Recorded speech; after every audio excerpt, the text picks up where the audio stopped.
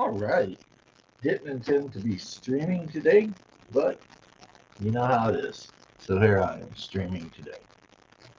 After bleeding like crazy yesterday, having uh, my fault, wasn't paying attention, and stabbed myself pretty good with an X-Acto knife right on the top of my pointer finger.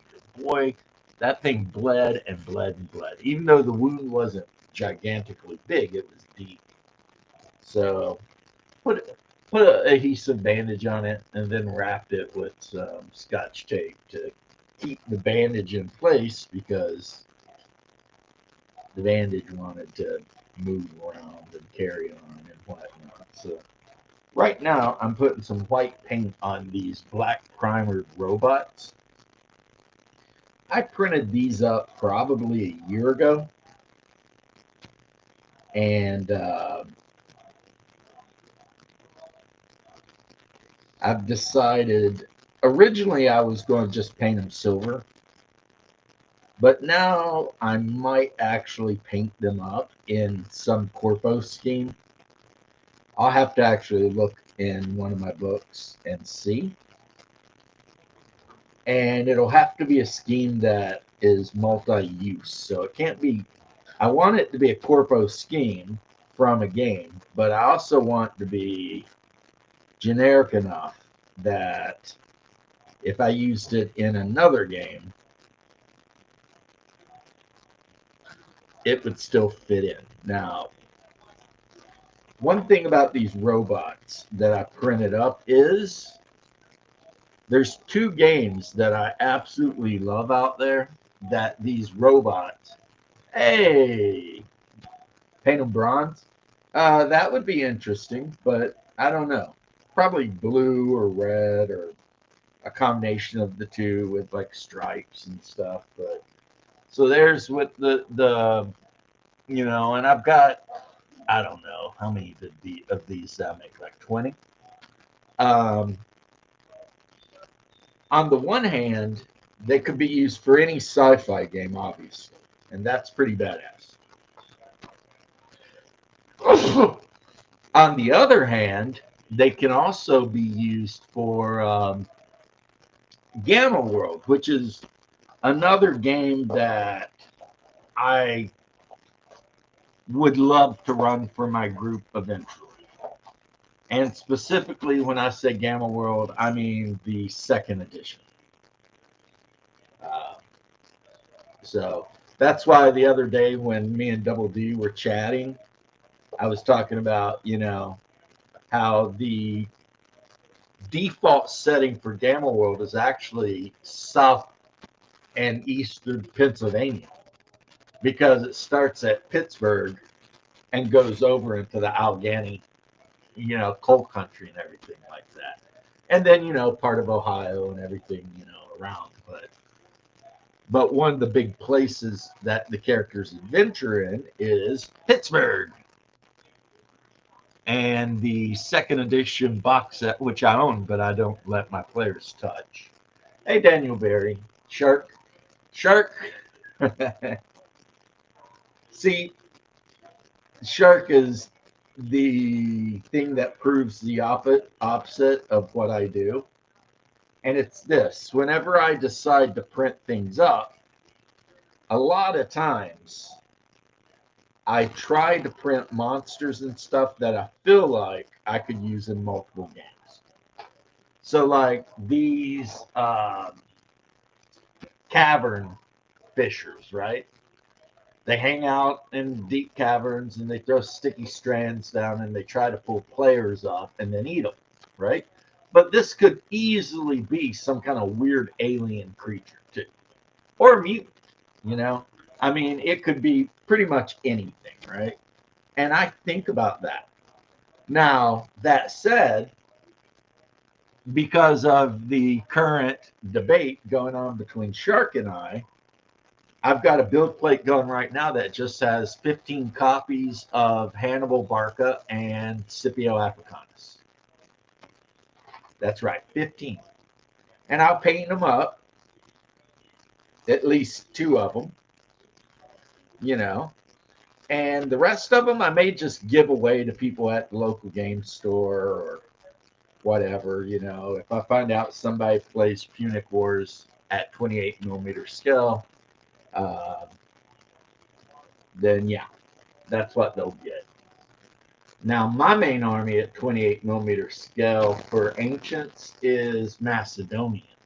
But hey, you know, Hellenistic Greeks, I've got a ton of them from multiple different city states, and they all took part in the Punic Wars. So all of my phalanxes of hoplites will be usable. Crafting Gamer, hello. Quickly, what is up? Quickly. You know, I think about you every time I watch Perpetual Line Crosser because he always, like, whenever he's pretending to voice America, his nickname for Britain is Beans on Toast. And Britain is like in his weird thing that he's doing. Britain is like the rational one that's always yelling at America for doing shit. You know, it's like so many shows start out with Britain just being like, America, what are you doing now? And America's like, what do you mean? He's like, I heard you did whatever it is, right? And America's like, well, I mean, since somebody invented it, we figured why not throw a couple M60s on it or some shit like that. And then Beans on Toast will just look at him like, and he's like, is there nothing in the world that you will not try to weaponize into you know, an offensive weapon? And America will laugh and be like, ha ha ha, no. So yeah, Beans on Toast is basically the voice of reason, kinda. And America in Perpetual Line Crosser, that guy's hilarious, right? America is just America. I mean, he does a good job with America. Like when people try to call him out on politics, and America's like, hey, things change every 4 years. I mean, what are you mad at me for? You know what I mean? And his last couple episodes have been the Houthis. The Houthis have attacked your ship. And then America will be like, oh, is that true? And then they call in Grandpa Bud, which is the B-52. They're like, Grandpa Bud, would you go over there and do, you know, what you do? And then Grandpa Bud's like, somebody better call Google because there's getting ready to be some topographical changes. You know what I mean? And it's like, and then you got the F-35 that's always out doing things, and the F-22 is really depressed because they won't let him out of the hangar. And he's always like, I just want to intercept. I want to kill anything. It is a comedy. And then Uncle Sam's always like, we can't let you out, kid. You know, the rest of the world won't know what to do with you, right? And then like and it just goes back and forth, you know. Then and the way he does China, he's like, the great China has just invented the black or the white emperor. And then America and England like mock China for a while. And then like Russia gets involved and they call Russia Slavic Special Ed, which hey, that ain't cool, but it is kind of funny though.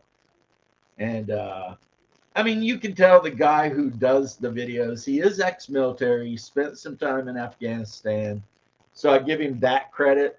But at the same time, he watches too much Western TV because, you know, in his videos, he's convinced that Ukraine is actually winning the war, which is, you know, I guess if you watch the Ukrainian version of Pravda, you would believe that. But the reality is, so far in the month, Russia has made breakthroughs all along the line of contact, and they're pushing the Ukrainians completely out of Luhansk. And as I said, we're going to see. We're going to see. If Russia stops at the river after liberating Donbass completely, then we know the Russians weren't lying when they said it was a special operation to protect ethnic Russians from being slaughtered by Ukrainians. If they keep going, then we know that, yeah, Ukraine's in trouble. Russia has decided they're just going to go ahead and add Ukraine to their Pokemon collection. So, it could go either way. And if you're wondering where I get some of my news, Portugal, Romania, uh, etc. Yeah, I get my news from the region as close as you can.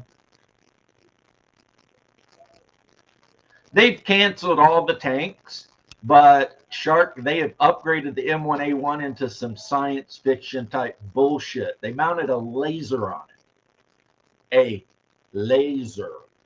Which apparently the new electronics on this thing, it can detect an incoming ATGM and shoot it down just automatically with this laser. They're talking about upgrading the gun from 120 to like 140 or some shit like that, some crazy bigger number. I mean, and that's what the military guys are saying is they looked at the M1A1 and they realized they don't need another tank. That thing is still a monster, still beast. You know what I mean? And then, of course, we've been exporting F-35s to everybody that's got 3 nickels and will buy one. But all the X-35s we export are running at about 50% the capacity of an American F-35. Because we like dumb them down and take out all of the really, Star Trek level bullshit. And just they get pretty much a really good jet, but it's not the jet we got. Which kind of makes sense, I guess. And like we already said, the Marines have decided they're just not using tanks at all. They're done with them. So what do they get? They get a remote-controlled quad vehicle that carries a number of anti-shipping missiles. And the theory is, instead of the Marines just hanging out on an island waiting for somebody to come and try and take the island, they'll just go ahead and destroy any enemy ships that get within a couple of 100 kilometers of said island. It's some pretty crazy ass shit they got going on. And then another thing I was looking at, because I look at all those military videos, like your average infantryman, your average tanker guy, whatever. And apparently we're working on drones that are designed to fly alongside the F-35 and just do whatever it tells them to do. Yeah, Mad Cat, the United States has been toying around with the idea of a light tank since World War II. Or Vietnam. Let's say Vietnam. That's when the Sheridan and the, the Walker Bulldog. At some point, the big brains realized that light tanks are stupid. And they also learned from the Germans that heavy tanks are also stupid. So we went into the idea of the MBT, which is supposed to be, just the multi-use sort of medium tank. Except by the time we got done building the effing thing, it was a 70-ton monster, aka the M1. Actually, the original M1 was only about 60 tons. And it had a 105 millimeter rifled gun and some other stuff. I mean, it was good for Cold War era. I mean, it definitely would spank the shit out of like an M60 or, a T-72 or something. But the modern version of the M1, that thing is like Star Trek levels of bullshit. You know what I mean? And yeah, that's basically it. They took a look at it and they're like, well, armor has not improved. The British invented that Chobham armor. I'm probably mispronouncing it. And boy, they hit the pinnacle with it. It's just like, no way, we haven't made anything better than that shit. That's as good as it gets. So with the M1, you've already got a hull made with the best armor that exists, right? So at that point, it's just, what do you want to slap in that bitch? I mean, I've heard tell that they're talking about getting rid of the jet turbine and going to some sort of turbocharged diesel engine, which in my opinion would be better because even though it'd make the tank louder, it also make the tank so much easier to maintain in the field, refuel, et cetera, et cetera, et cetera. Because then it would have fuel commonality with basically every other vehicle in the United States Army. Because the only thing that uses the same fuel as an M1 tank is like jet fighters. I mean, that thing is literally being fueled by kerosene, jet fuel, right? So, former Commander Charles Krulak, I'll strongly oppose that. Yeah, yeah, and I get it too. I mean, it's nice to have a tank. Having fought in Iraq in an infantry unit, mechanized, yeah, when shit gets rough, it's nice for somebody in command to be able to send in 3, 4 M1A1s to well, A2s I think we had. Anyway, it doesn't matter. You got a bunch of guys hiding out in a freaking building, giving you some trouble. You always see pictures of the Marines kicking in doors and shit. The Army don't do that. If you hide out in a building from us, at least when I was in Iraq, and snipe out of a window, we just blow the whole building up until there's no building. Is it a war crime? Well, maybe not the first time. But yeah, I mean, why would we want to go in there and get killed?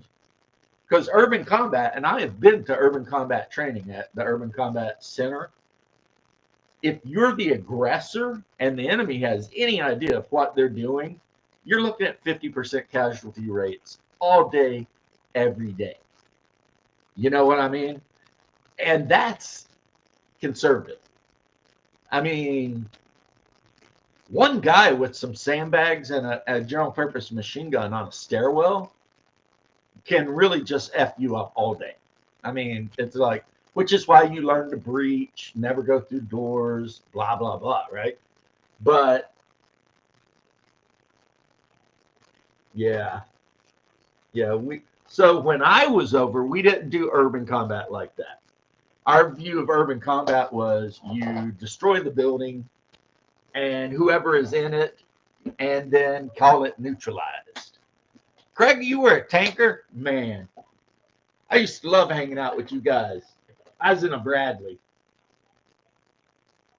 And in Iraq, we fought in what they call a light combined arms formation, which means 3 companies of mech infantry, 1 company of tankers, and it was for us 464 armor. And like I said, we would lead all of the attacks. My hair is all over the place today. But it's really comforting knowing that if you run into something you really can't handle too well, that somebody can get on the radio and in come the M1s. And boom, boom, boom. Yeah, warfare is changing, but the problem is the new M4A whatever, it's like A4 or 5 at this point. They all come with built-in ECM warfare capability. Drones drop out of the sky when they get within 100 yards of one of these things. The only drone they might have to worry about would be like the teleguided. But even, I mean, they're talking about they even got plans for that, And then, like I said, the new M1 tanks basically got PDF laser on it. So that if anything's coming its direction, it looks at it, says that's an enemy, and the laser cooks it. It's something like a 20 gigawatt or watt something laser. It'll just, just burn a drone right out of the sky. So, I mean, it's like everything, combat is always fluxing between offensive capability and defensive capability. You can see it throughout history. And right now, our brand new M1 is taking the idea of multi-role combat and just like smacking it on its butt and saying, yeah, we're doing this thing. So, I mean, Yeah, you're right too about the Panther upgrading weapons. They're talking about upgrading the Bradley from a 25 mic as we called it, to a 50 millimeter gun, a 50 millimeter chain gun. It would have a much slower rate of fire, but it would hit excrementally. No, it would hit just much harder. I mean, 50 mil would have like way more range. It'd hit harder. Uh, how many drones? As many as come at it. And that's assuming we're not talking about radio controlled drones, which, as I said, just fall out of the sky. Plus, Britain recently built a thing called the something box, and it's a super cheap thing that their troops can carry to the field. And all this thing does is spew out radio waves in every frequency, like very powerful, right? So soldiers can't hear the thing working, but drones get anywhere near it and they just go berserk, because the majority of drones are radio controlled, and when they get within, and the thing with the beans and toast thing is, it's like dirt cheap to make. It's basically a super radio set that just sends out radio waves in every frequency, crazy style. And yeah, drone gets near that, and all of a sudden its signal back to its controller gets cut off and scrambled and shit. And then the drone, depending, some drones are designed, if they lose signal, just loiter, and some drones just fall out of the ground. But hell, I watched a video the other day, which there's some horrible videos I wouldn't suggest anyone watch. But I watched a video the other day of a Russian guy with an AK-74 iron sight shooting down like 3 Ukrainian drones. Like they were whipping at him over the building. This guy is just standing there shooting them down. Blah, blah, blah, blah, blah, blah, blah. Like skeet shooting, So, yeah, the British invented this thing. They call it the something box. But basically, it's small and light enough that infantry can literally transport this thing to the field. And you just set it up and turn it on, and it floods this massive area, like a mile around it or some shit, with so much radio wave static at every frequency that it just freaks out any radio controlled anything. And of course, in the line crosser, the British were making fun of us because, we spent billions upgrading our tank, and they're like, this thing costs like $1,000. And, anyone can carry it, and it's 100% effective. And we're just like, yeah, we might need to look into that, So we could see a deal where America buys a bunch of those boxes from Britain and just starts mounting that shit on Humvees. I mean, now that the word is out, I'm sure every country in the world is looking at, hey, let's make a crazy device that just projects radio waves 360 nonstop on every frequency. I mean, yeah, it would be like, this is what the British are good for. This is where the British really shine. The UK, I should say. This super weapon they've designed could be built in America if Radio Shack still existed. I mean, you're literally just getting a transmitter and getting crazy with it. You know what I mean? And like I said, they said the thing is like super cheap, easy to deploy, sturdy. I mean, all it needs is an energy source. Hey, Bruce. What's going on today? Not much. In other news, America invited the new Japanese destroyer that has a mass driver cannon built into it to come join them in, rearranging the topography of the Houthi country.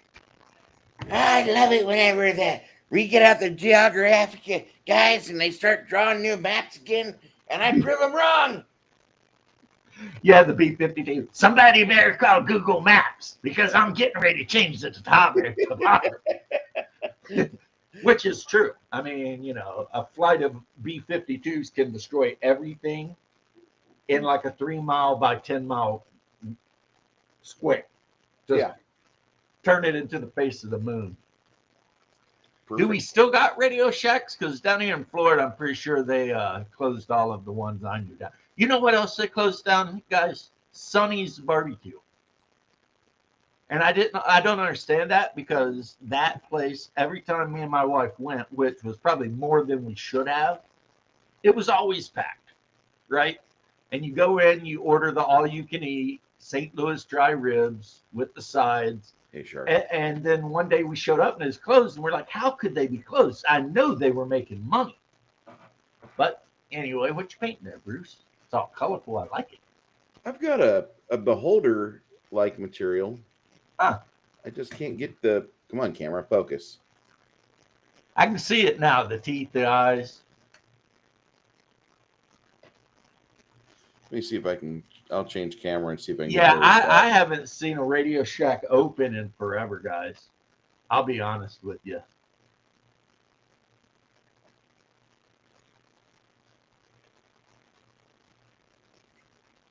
Started working on trying to get shading down. So It's very nice and colorful. I like that. it'll be good for camera work. I know that much. When I put them on screen and screw with my players with it, it's going to be nice. Here's the other one I've been. Oh, from Temple of Elemental Evil. Yeah. The mushroom goddess. I forget her name. Zimoidi? I don't know. I don't remember, but I don't know what Sonny's BQ was. Kind of a chain barbecue place where you went in, you sat down, and it just had barbecue. And it was really good because everything there, the people would show up, the cooks would show up at like the AM and start smoking the brisket and everything, So by the time you showed up to eat, everything that needed to be smoked had already been smoking for like 8 hours, right? And it was a relatively inexpensive option. I mean, it wasn't cheap, but for a platter of meat and a side of maybe some coleslaw or something, it was great. And then one day, they all just went away. And the last time I got to eat at Sonny's was when I was in Gainesville, and that makes sense since the original Sonny's ever was open in Gainesville. And that particular restaurant is owned by the daughter of the guy who actually started the whole thing. But like all the franchises just stopped. Boom.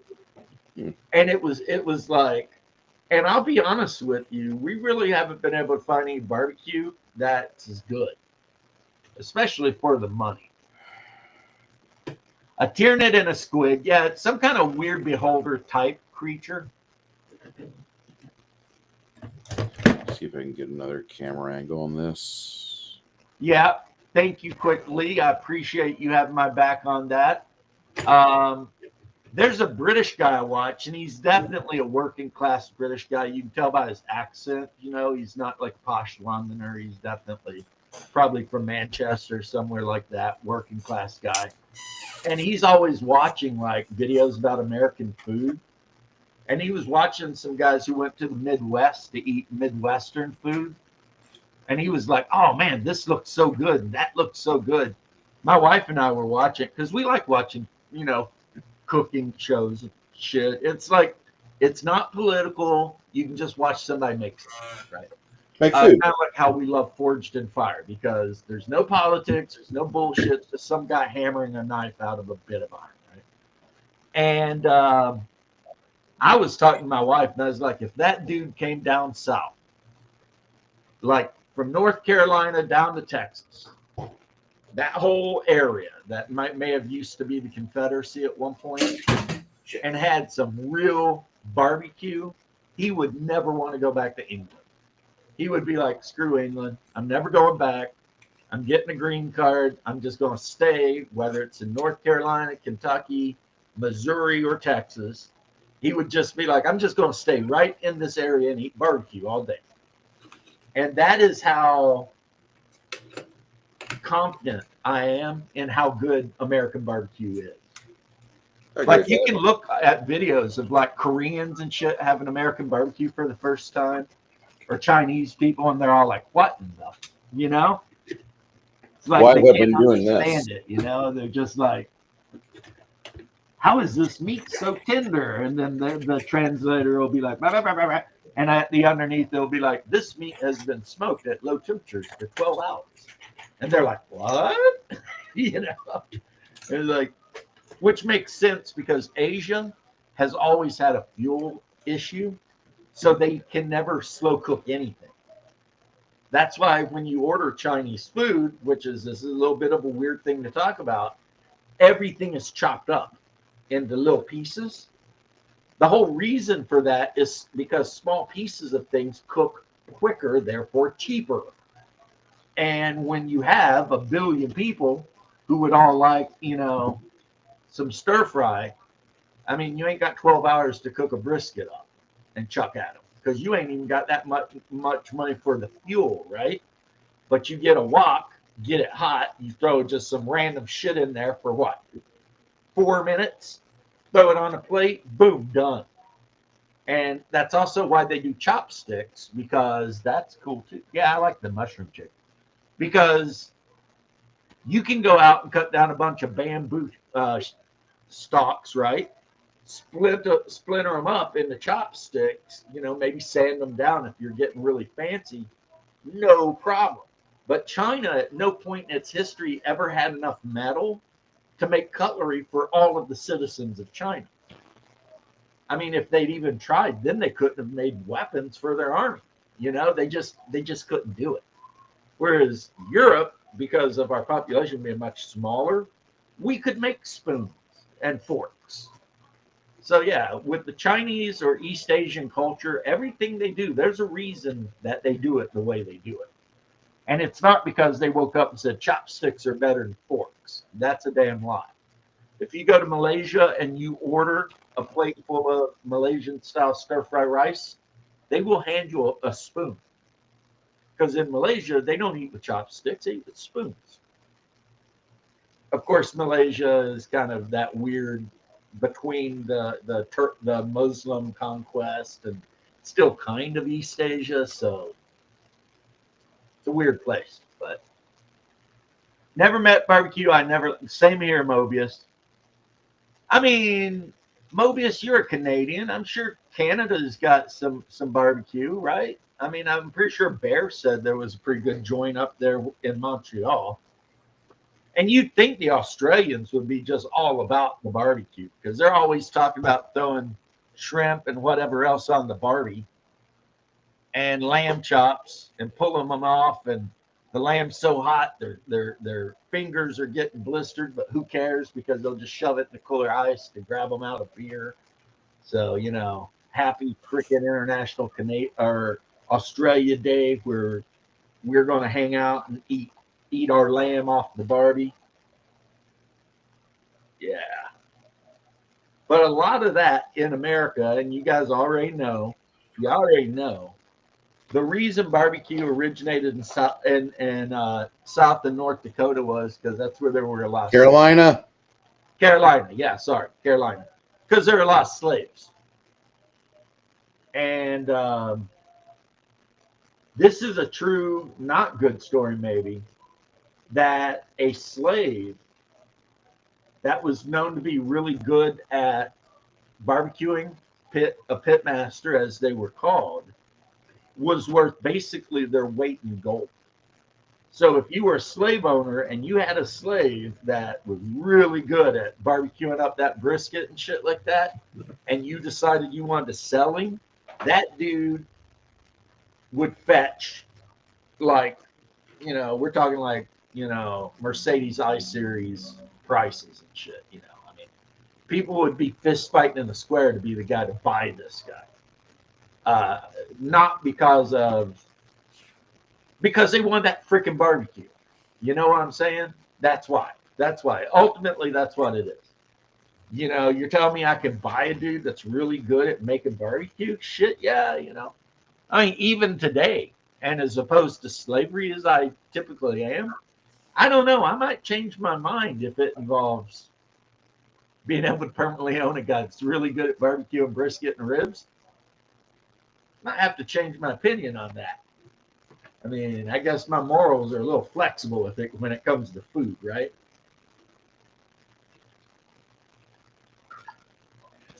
But yeah, the Africans took stuff that they never had in Africa, but then they applied their style of cooking to it. And voila, Carolina barbecue. See, I'm a big fan Said Texas barbecue is because of the Germans and the Czechs. I'll take American barbecue or Texas barbecue, preferably because of the mustard base. I like the sauce on the mustard side. I don't like seeing too sweet of a mustard being produced. Too much of like a honey mustard. Robot slaves. Until it kills you anyways, right, Mobius? Hey George, how you doing? Yeah, until it kills you. When I was a little kid, I grew up reading Isaac Asimov and watching The Terminator in 86 or 89, whenever that came out, right? And to this day, I am not a huge fan of the idea of robots roaming about the house. Also, add to that, I read Dune, so I am aware of the Butlerian Jihad. And I played 40K, so I'm aware of the fact that in the dark age of technology, humanity got completely screwed over by the men of iron. So it's like there's all this sci-fi that's basically screaming at the top of its lungs, hey, retards, you don't want to do this. But of course, our scientists are like, nah, it'll be all right. I love that. I wish I could do like the British or Scottish accent so I could sound like a Critical Drinker. When he's like doing a review and he's like, nah, it'll be all right. Yeah. Morals are flexible when it comes to food. Yeah, and the less food you get, the more flexible those morals get. I mean, that's like, you start starving to death, and all of a sudden, things you would never dream of ever doing, you start thinking about it. I'm not saying you do it, but it definitely becomes something you think about. You start considering, because that's humanity. And I mean, we exist in a weird sort of dichotomy where you have our animalistic body with a higher spirit on the inside. And it's a constant battle between our material desires and our spiritual desires, right? So that is what it is to be human. It's to want to do things we know are bad, and then to try to struggle not to do them, even though the whole time our physical flesh is saying, do it, do it, do it, do it, do it. Do it, do it, do it, do it. There's a funny question in chat. Would you rather have an elf girlfriend or a dwarf girlfriend? If we're gonna I'm going for number 2 all the time. Dwarven grilling friend? Yeah, like a stunny little male dwarf that's really good at grilling. Shit, yeah, that's where I'm going. Okay. Sorry, I mean, I hope you guys don't think I'm like being weird or something, but I mean, hey, my priorities are where they are. It's okay. I'm not gonna peck you to death on that one. If I was looking for a girlfriend, a fantasy girlfriend, give me the half orc chick because I don't have to deal with the dad. Wow.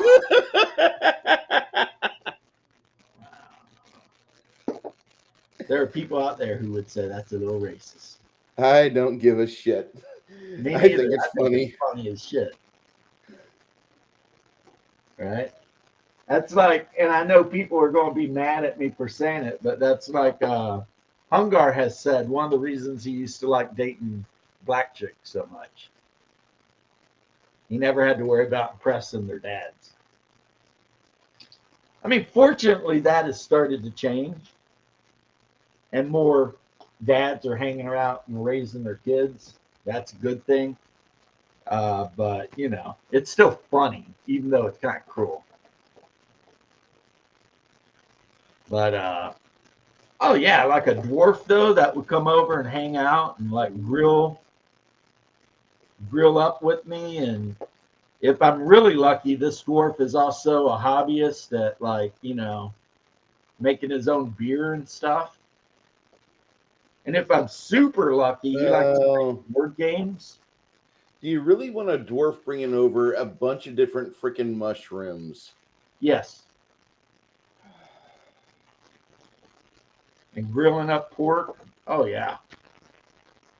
And if I'm really lucky, he's gonna like playing board games. So he and my wife and I, we can grill out, hang out, play Splendor, Carcassonne, whatever. Share beard tips. You know, drink some beer with my little dwarf buddy. Hell yeah. I mean, asking me what kind of girlfriend I want is not a good thing to ask because I've got a wife I've had for 20 years. And at that point, I mean, there's no one I can imagine trading her for because she's the only one that's managed to stay with me for more than like, you know, a couple years. So the elf girlfriend, one, is immortal, and two, she would leave my ass. Like, I would do something crazy, and she'd be like, yeah, no, I'm out. But see, I've got this Scandinavian wife, and she's super stubborn. So no matter how dumb I am, she never leaves me because she can't stand the idea of felony. So you see what I mean? Mm-hmm. It all works out. I mean, no, I'm not saying she would tolerate me putting hands on her or anything. I'm pretty sure she'd murder me if I tried. Not that I ever would, because, you know, that's not my nature. But, I mean, there are limits. But, yeah, she definitely. One thing she does, though, I do find. See, I always talk about how perfect my wife is. I'm going to tell you something I find annoying. She will cook the most delicious meal ever. And then after we've ate, and I'm sitting there like a bloated tick, just freaking super happy, ready to fall asleep or something, she'll start questioning whether or not the meal was actually good. Or could it have been done in some way better? And I've had to finally be like, look, stop. You know, if you want to sit here and tear your cooking down, wait until I go into another room because I'm not going to hear it. Like, you know, everything you cook is amazing. So, yeah. But that's because, in a way, somehow, and I don't know how she decided on me, because really, that's what happened. She decided on me, not the other way around. She's a perfectionist. And as I've always said about Danish people, she's also super organized and super into schedules and planning. And I am like the exact opposite of her. I'm super impetuous. I'm super go with the flow. I'm super, oh, something happened? Yeah, who cares? We'll just keep going, right? But somehow it works. Somehow it works. I mean, I'm not going to be crude. I've got thoughts of why it works, but I don't want to be crude and talk that way. My wife deserves nothing but respect. Which is not to say every time I tell her I think we should repeal the 19th Amendment, she doesn't get a little pissed with me. But we have different kinds of humor. My humor is basically Twitter humor, and her humor is basically Storm Stoffel humor. Fair enough. Which means not much, you know. Shark, you're absolutely right. They're very upfront. If they want what you got, they're gonna tell you. You know what's crazy though? This is something I have observed with my own two eyes, and maybe if I had any black friends, but the only one that I had decided I caused brain rot. And started warning other people who hang out with me about my brain rot. What's up, Bagla Baga or Baja? The way black women, when you're dating them, act when they're dating a white dude versus a black dude, totally different. I've observed this with my own two eyes. Yeah. I've seen it. I'll agree with that. It's like a black chick, if she's with a black dude and that dude ain't like top of his game and shit, she will dog his ass out nonstop. And then that same black chick will get with some white dude and turn into Missy Housemaker. You know, It's crazy. won't raise her voice at him, freaking be all like, you know what I'm saying? And because my brother spent most of his high school and college university years dating black women, I've seen this. I mean, like he has half black and white children. I guess hybridized, mixed race, whatever. Which is why I tell people I can't really be super racist as much as sometimes people make me want to be, because I absolutely love my nieces. And I'd hate to have to explain to them that I don't like them because they're half something. Yeah. Plus, I married a Puerto Rican, and most Puerto Ricans are quarter African. So there you go. I mean, there's a lot of mestizo blood over in Puerto Rico. Yeah, a buddy of mine explained it's like you're half Spanish, half Boricua Native Indian, and then half African. Or half quarter. Yeah. Am I MAGA? That's a pretty easy question. I'm an American. So why would I not want America to be great? As a matter of fact, if you run into an American citizen that doesn't want America to be as great as it can be, the guy's a scumbag. He's a traitor, and he shouldn't even be in the country. Yeah, exactly. Yeah, just go out and move somewhere else, you know? Yeah. You don't have to like wear a mask and be a homosexual and try to firebomb Teslas and shit. You can go anywhere you want in the world. Anywhere in the world. Yeah. America has this really great system where, I mean, for like $100, you can get a passport, put in for, immigration to Ireland or anywhere. You can go help out Ukraine if you want to. Yeah. Take your happy ass Ukraine and fight them evil Russians. Of course, we saw what happened to the Reddit First Infantry Squad. God, I love it. I love it so much. How dumb are you that you're in a war zone and you're constantly on your phone talking shit?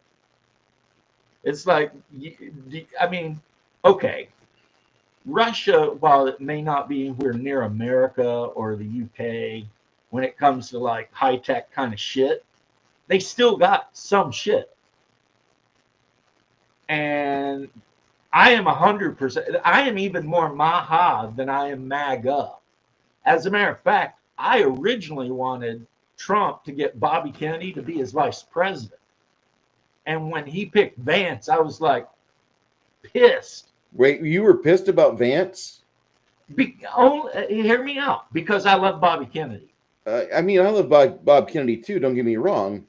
But I didn't ever figure. And I've always loved Bob Kennedy. When he was a Democrat, I loved Bob Kennedy. I never in my life thought he was good presidential material. Never.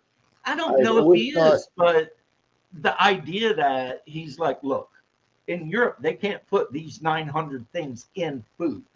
Yeah. But in America, we do, and half of America's got diabetes and is super overweight. Huh.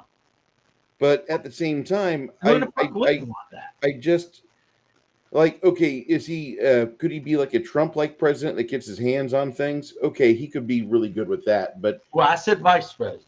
But I really just don't see him as being an administrator or a yes man like most VPs are. I like Kennedy being more in a CEO type environment where he can. I will admit I was wrong to want what I wanted, because him as the director of the Department of Health is a way better fit. Yes, exactly. It's a way better fit. He can go fix one guy that I think is really turning heads, and he will be president of this country one day, is going to be little Marco Rubio. I don't know about Marco. I know about Marco. If you've watched his latest interviews, the way he has burned Congress to the ground, went after Senate, I mean, that dude has, I don't know, maybe his balls dropped. I don't know what is going on with that homeboy, but little Marco. Now, I think Vance will be the next president for sure. And maybe Marco will be vice president. And then when Vance is done, it'll go to Marco. And then who knows who his vice president will be. But I Maybe Trump. don't dislike Can Trump be Marco. vice president after he's been president? I want Vance so badly. You know, or to quote Nuxenor, cryo Trump forever. Every 4 years, we just freeze Trump, let him win the presidency. He can appoint the cabinet, and then we'll freeze him again. And then in the next 4 years, bring him right back, cryo Trump, president of the United States for all time and forever. But I mean, Boggle, okay, that last question, that's barely worth. But again, as an American, how would I not want Americans to be more healthy? And knowing people who live in Europe and having had my niece who went to university and she visited Europe and East Asia and all these places, right? And the fact that we allow such horrible things to be put in our food that no one in Europe would allow, or even Asia. They just would not allow this crazy shit, right? So Americans, if you're eating processed food, God only knows what you're actually putting into your body, right? So then you got to remember, as an American, regardless of whether you're a communist or a far right, nationalist, whatever we're calling it these days, you still want your people to be healthy, right? I mean, that should be something that every single American can agree on. Regardless of any other political views, every American should agree that we want our country to be great and powerful, and that we want to stop poisoning our people with shitty, chemical-laden, made by for the cheapest person food. I mean, it's nuts. If you go to Israel and you order a Big Mac from the McDonald's, it does not taste like an American Big Mac. No. Because they don't get to put all the chemicals in it in Israel. It's actual real meat on a bun. Which for Americans is weird because they're like, it tastes different. Yeah, because it's not full of sugar.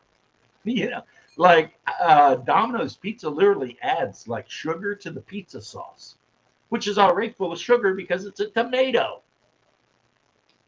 Have you read March of the Titans? I have not, sir. As a matter of fact, I was what you would call a nerdy reader all throughout my school years and later. And then, I don't know, maybe 15 years ago, I got to where I might read one book a year, But so you prefer Trump over Biden? Look, that's the thing I saw, and I was like, really?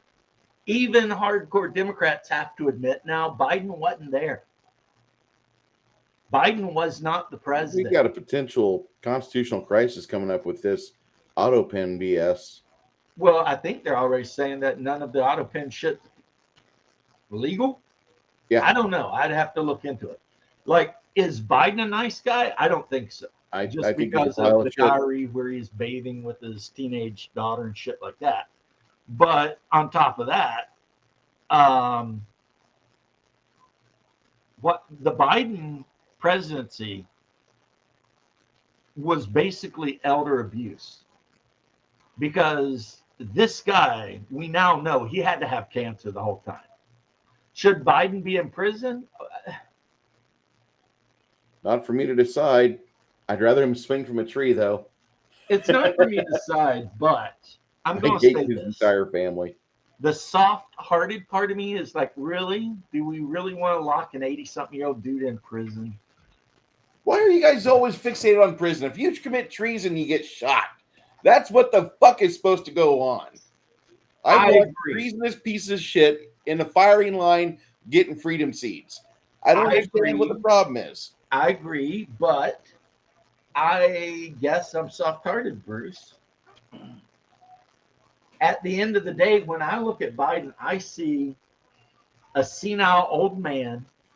And if you were to drag him in front of a firing squad and read his charges out, he wouldn't even understand what the hell you're getting ready to shoot him for. So at a point, it's like, well, we could always take Obama's hand out of his ass and put him in the firing line too. That's different. See, if we could prove Obama did some shit, which I don't think will ever be proven, then maybe something should happen. But do I think he's a traitor? I don't think he was there.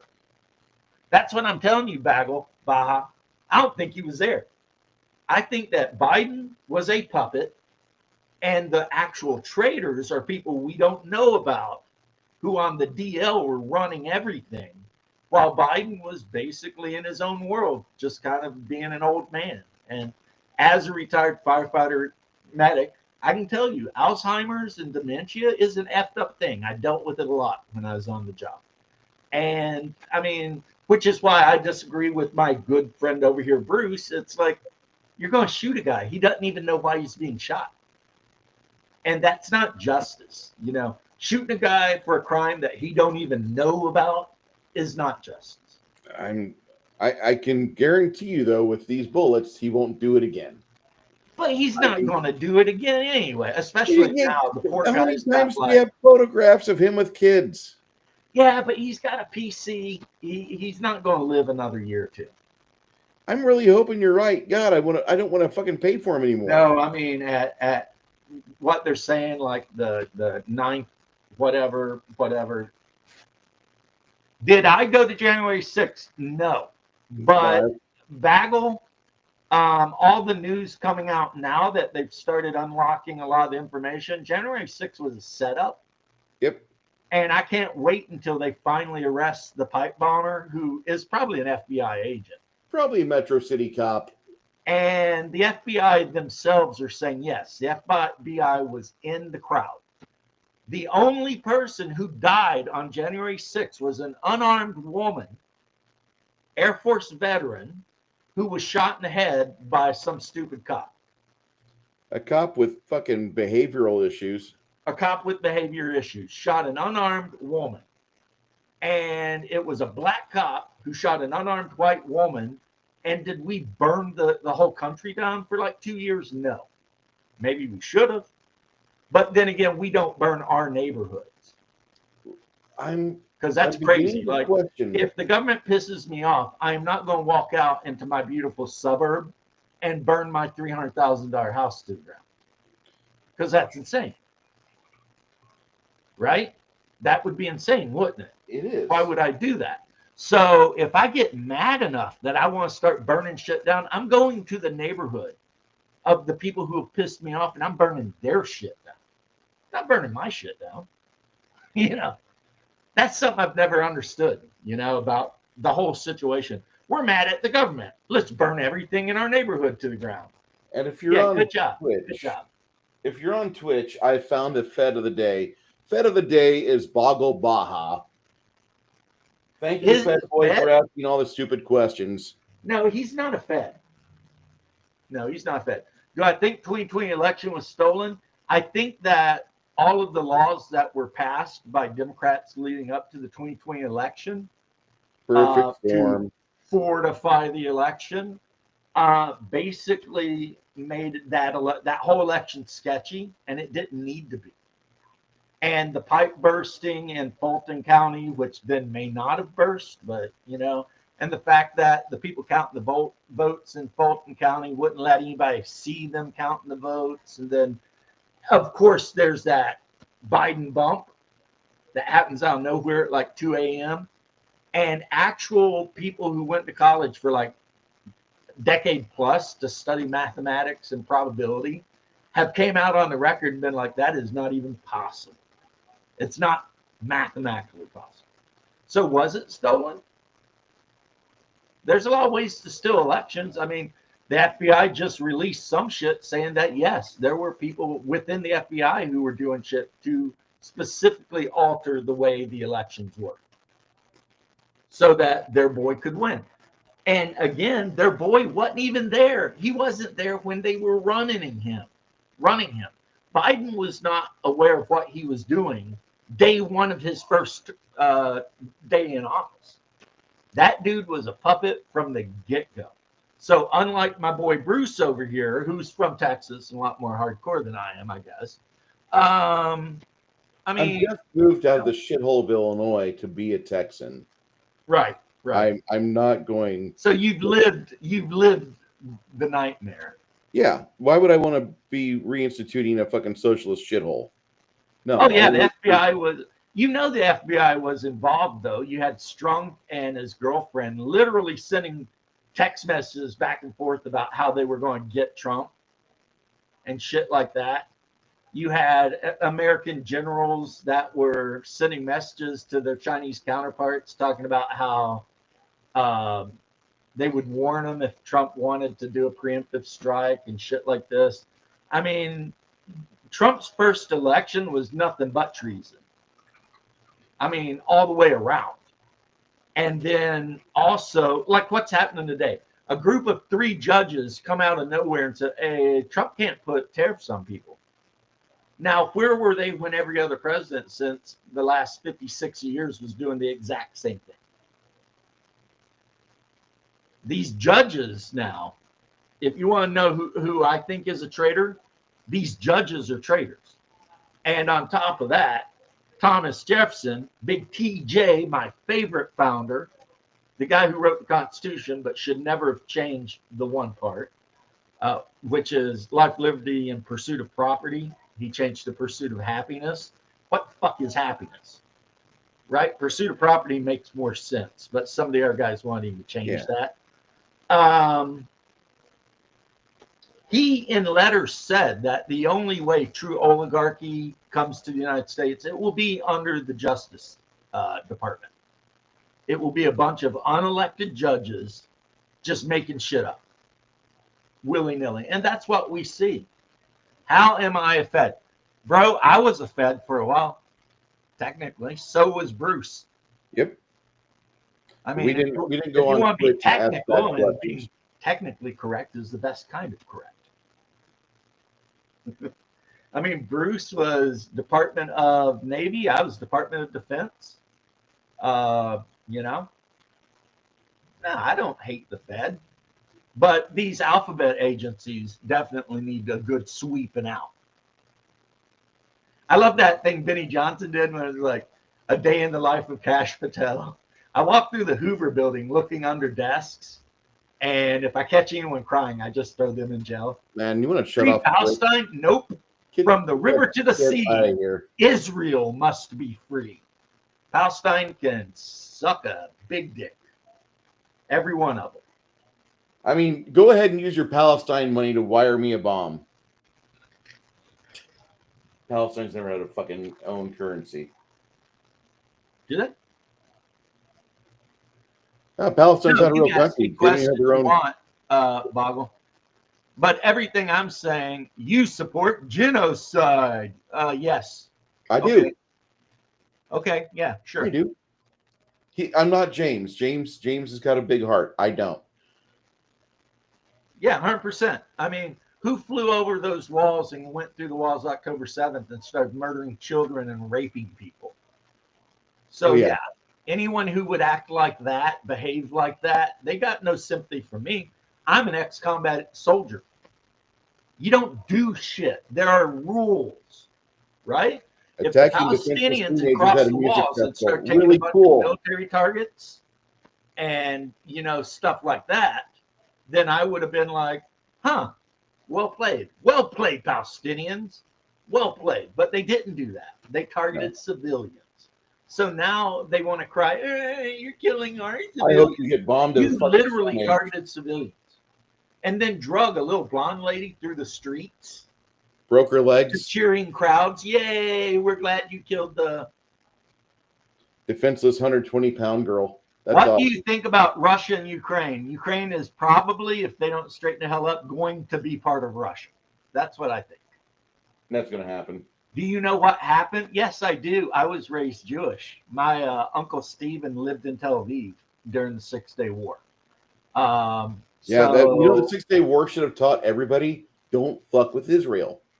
so I have no sympathy at every. See, here's the thing. This is how I know that Adable does not read history.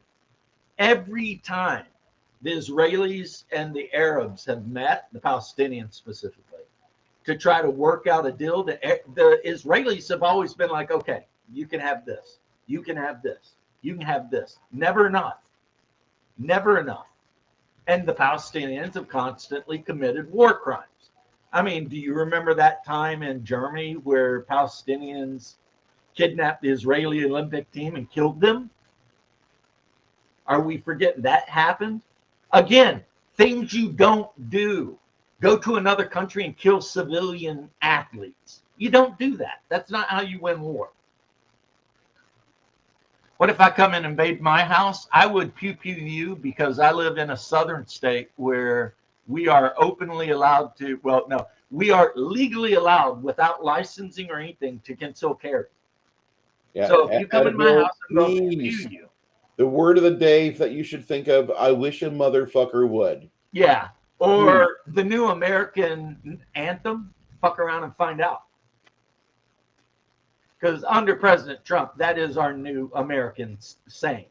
If you fuck And the around, you will majority of find out. Americans have guns. We have more guns in private households than all of the world's military combined. So please come and invade. Come get a fucking head turned into a canoe, okay, dude? Deviate from the question. Don't tell me how to first fucking off, act, you little pile of shit.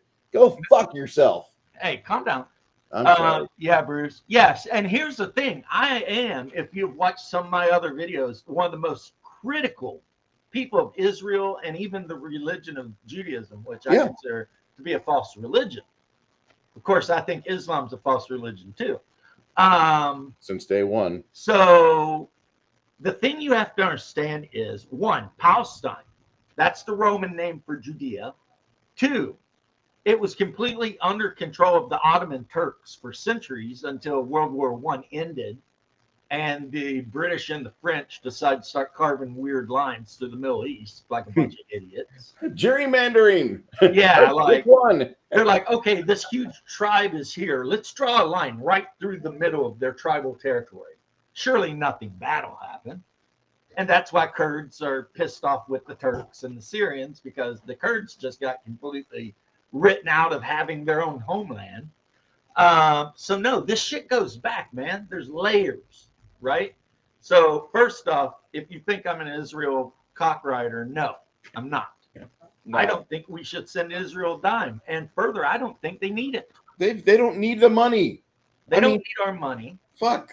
Have you seen them Bruce was talking, I think, to Audible, because sometimes people see me, I'll debate you in a calm way as long as I think you're not being retarded, because I respect your humanity and whatever, and I'm very patient, because that's a passion that I'm constantly fighting against, is my impetuous nature and my rage and violence, which something like I said, I pray all the time to be more patient with people, because back in the day, somebody would run their mouth, they got their jaw jacked. This is the way it was. And it's not the way you want to be. So, you think we should have no involvement in any wars? Boggle, that's what I think. But then some people would say that makes me an isolationist and that's bad, blah, blah, blah. No.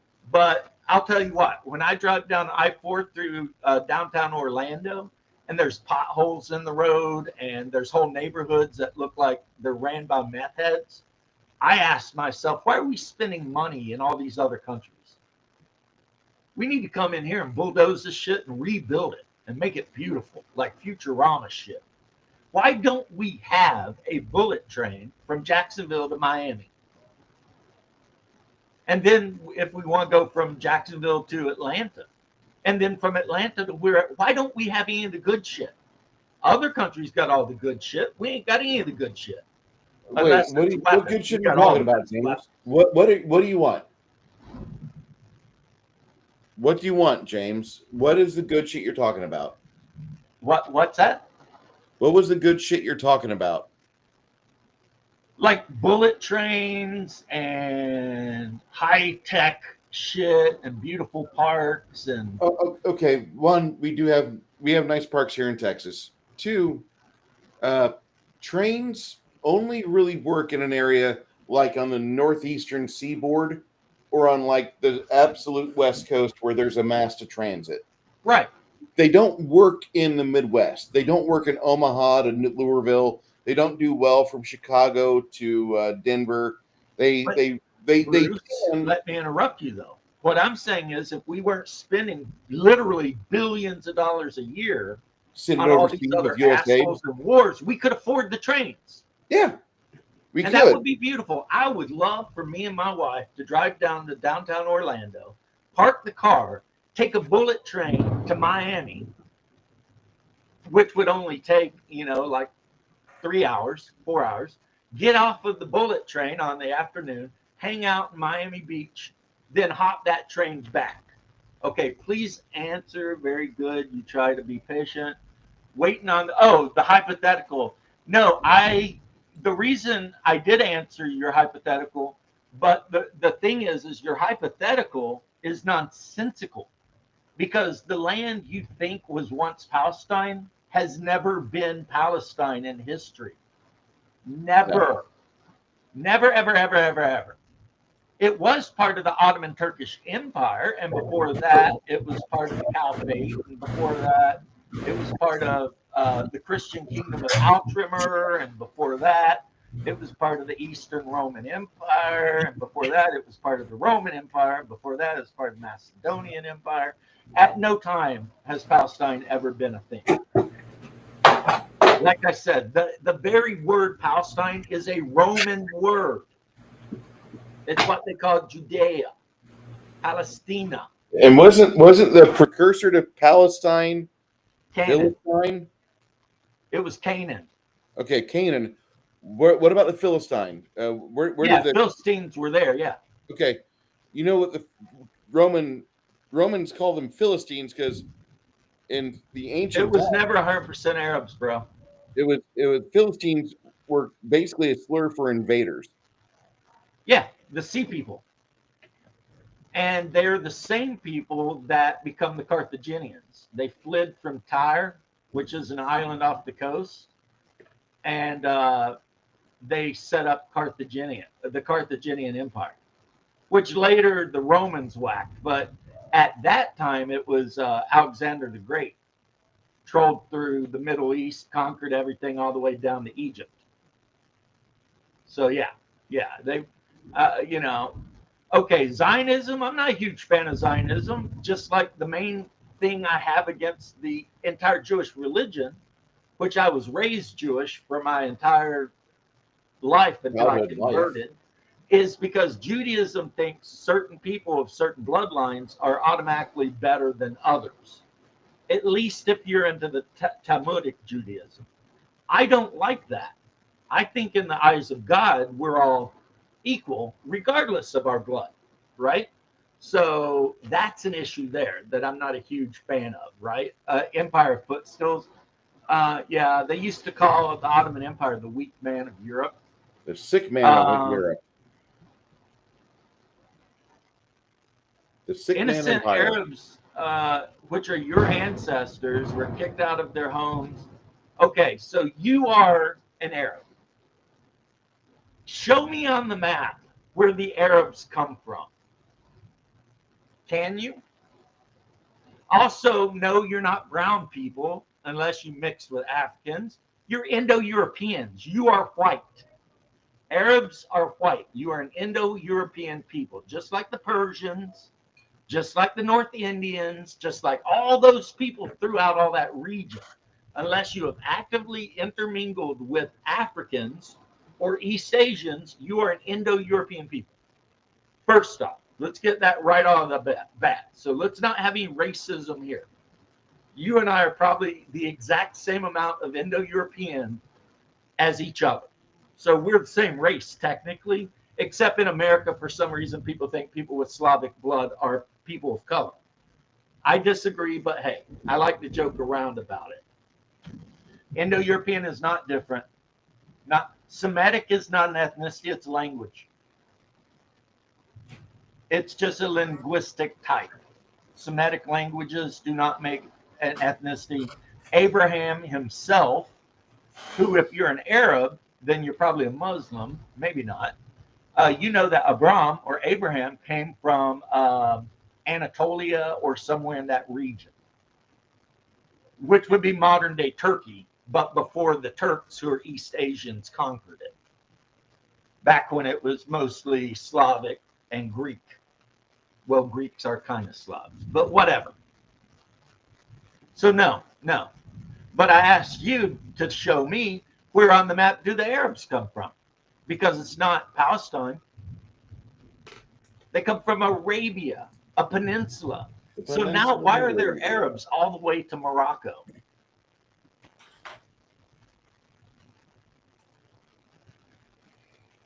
Anti-Semitism is a bullshit law that has been passed in a lot of the West to make it where people are not allowed to talk bad about Jewish people, because people with a lot of power wanted it passed, and a lot of people like myself felt so bad after how mistreated the Jewish people were during World War II that we went along with the idea.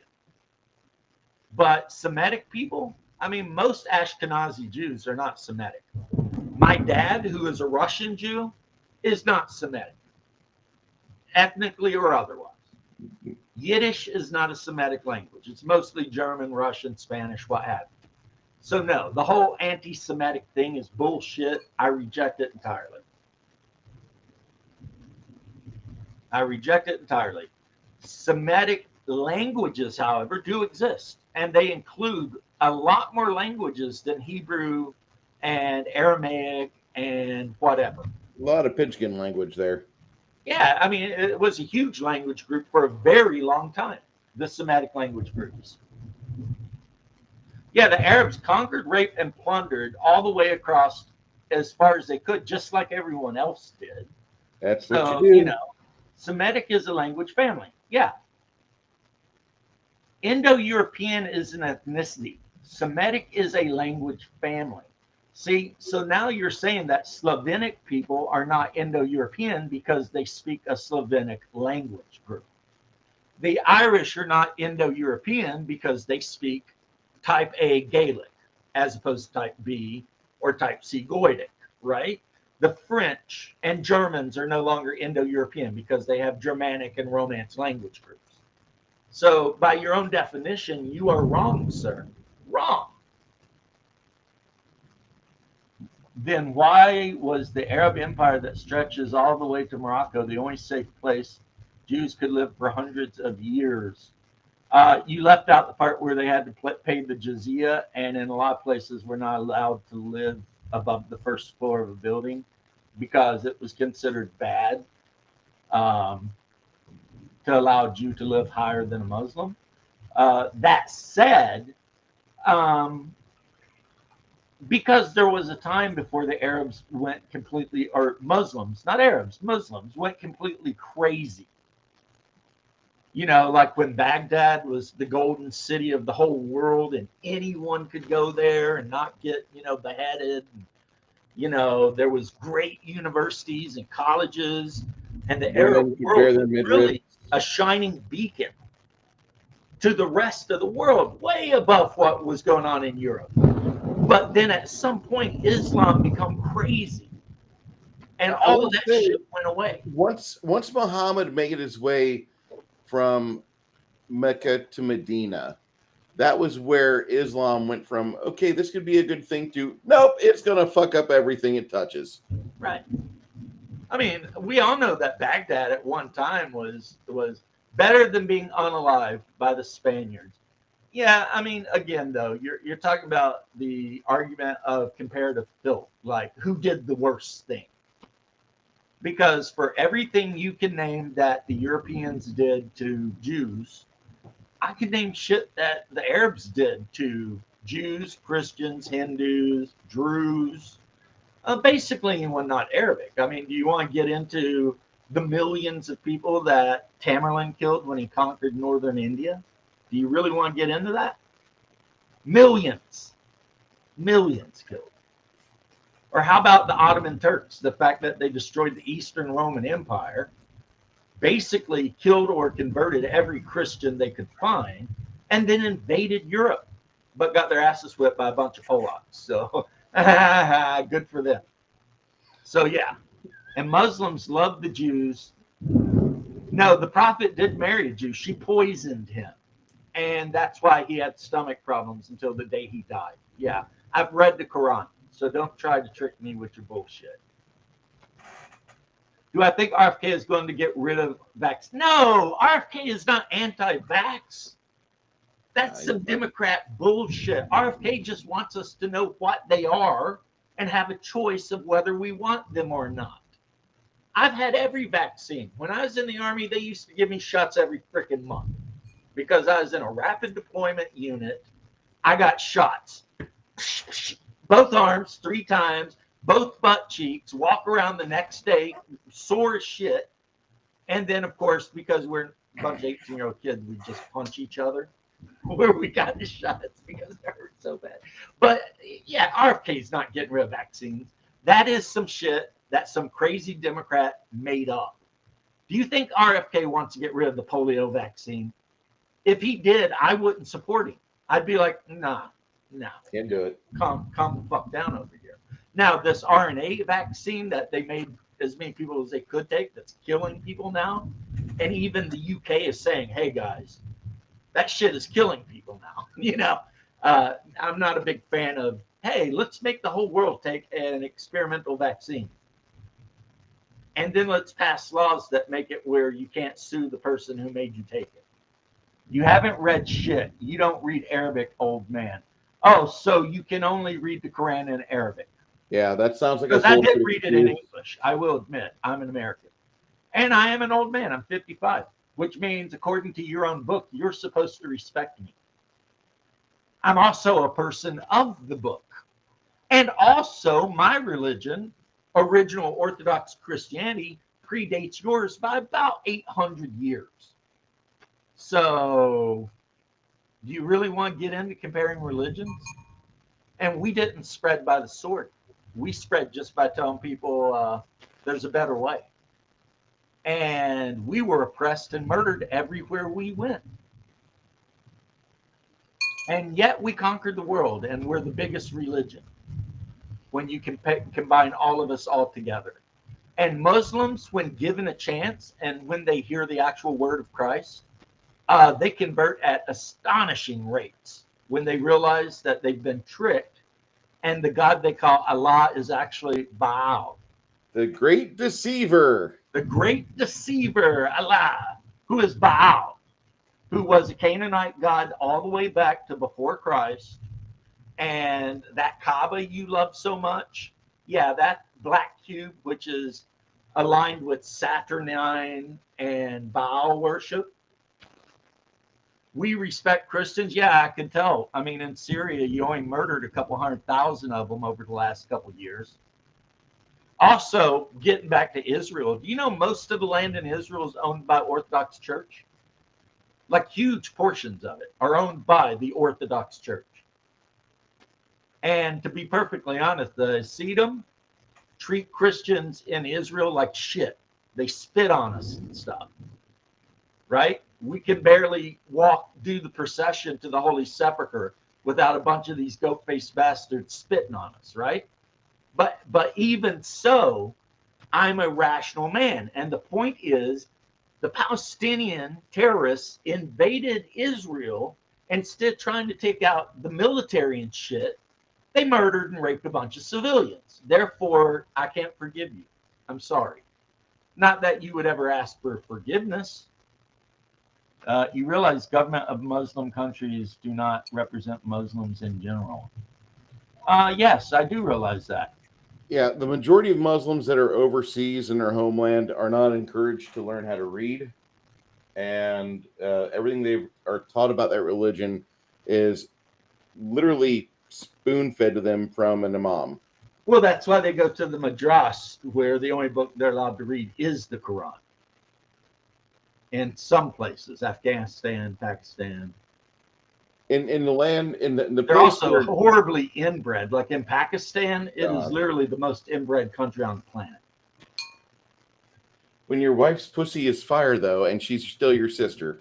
I love that you make a joke about it. I'm Has just Bodyhead ever lived in one? He's been to them, I'm sure. I've been around. Did you ever go to Turkey? I mean, were you in the Atlantic or were I you was in Atlantic. We did not go to Turkey. We stopped over in Palermo. Palermo? and Nice and place. and my majority of my time was actually more we did more stuff in the Baltic because the mines were there and our ship's a mine countermeasure ship, so we blew the Gotcha. shit out of mines from the 40s and early 50s.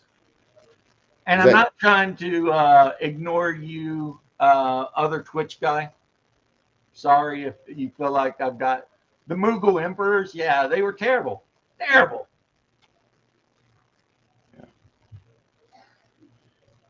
and Yeah, apparently he doesn't because the understand Mughals were his like, here's the deal. We're going to have peace, or I'm going to torture you in the worst way you can imagine. Kind of like Generalissimo Tito. It was like, we're all going to get along here in Yugoslavia because if you step out of line, I'm going to hammer you. And sometimes that's just how you have to rule some people because they don't know anything else. But I have lived in count them, two Arabic countries for lengths of time. I've not One I lived. I don't know if I can count, but one of them I can count. We've ported up in a lot of places. Never lived in another country, which I'm very happy about. I know a friend of mine who was on an aircraft carrier. They got like port leave, but they had to be back on the ship by nightfall in Istanbul, like in Turkey. But the reason they had to be back on the ship by nightfall is because, they were worried about female sailors getting essayed and stuff like that by the Turks. Yep. Because, That's the thing overseas.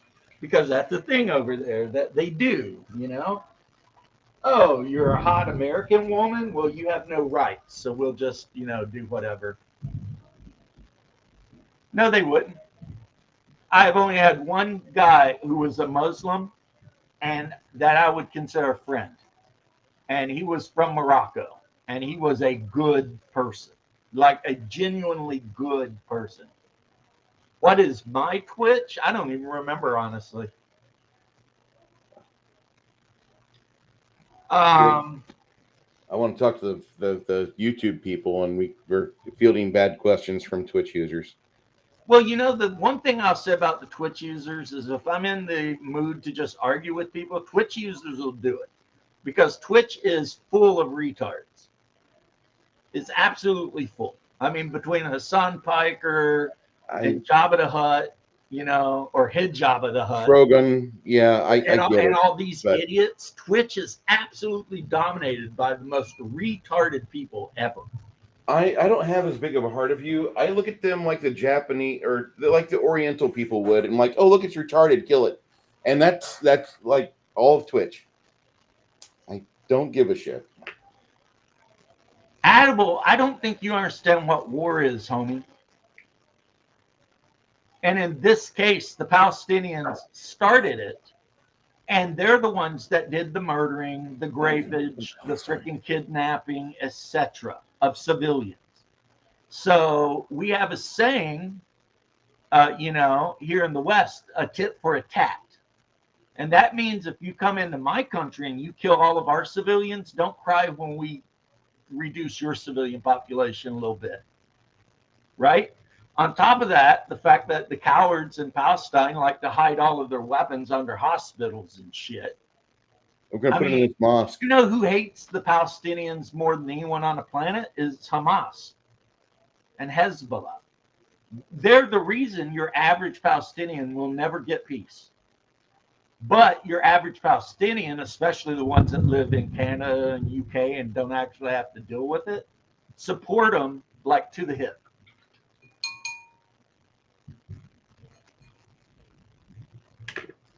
Yeah, War crimes, yeah, it's not a war crime the first time. Yep. And you don't even know what war crimes are. If you wanted to know what war crimes are, we would introduce Canada and Poland to you. Canada actually has worse war crimes than Poland, I think. Yeah, you have no idea. The Canadians did shit that was so bad they had to add shit to the Geneva Convention. You have never seen a Western power full on wanting to wipe somebody out. We haven't done that since World War II because we've calmed down. That was Canada. And it's Canada doing some crazy shit. World War One, too. I mean, Canadians, whoo. I mean, they're nice. They'll sell you some freaking pancakes, sir, but you would mess with them, and all of a sudden it's like, oh, it's on, bud. You know, come on by. We're gonna go over here. Anyway, very little Arabs in Western world support Hamas. Dude, I have a television. Every time I watch the TV, there are idiots at college running up and down the streets, blocking traffic, destroying shit, screaming free Palestine.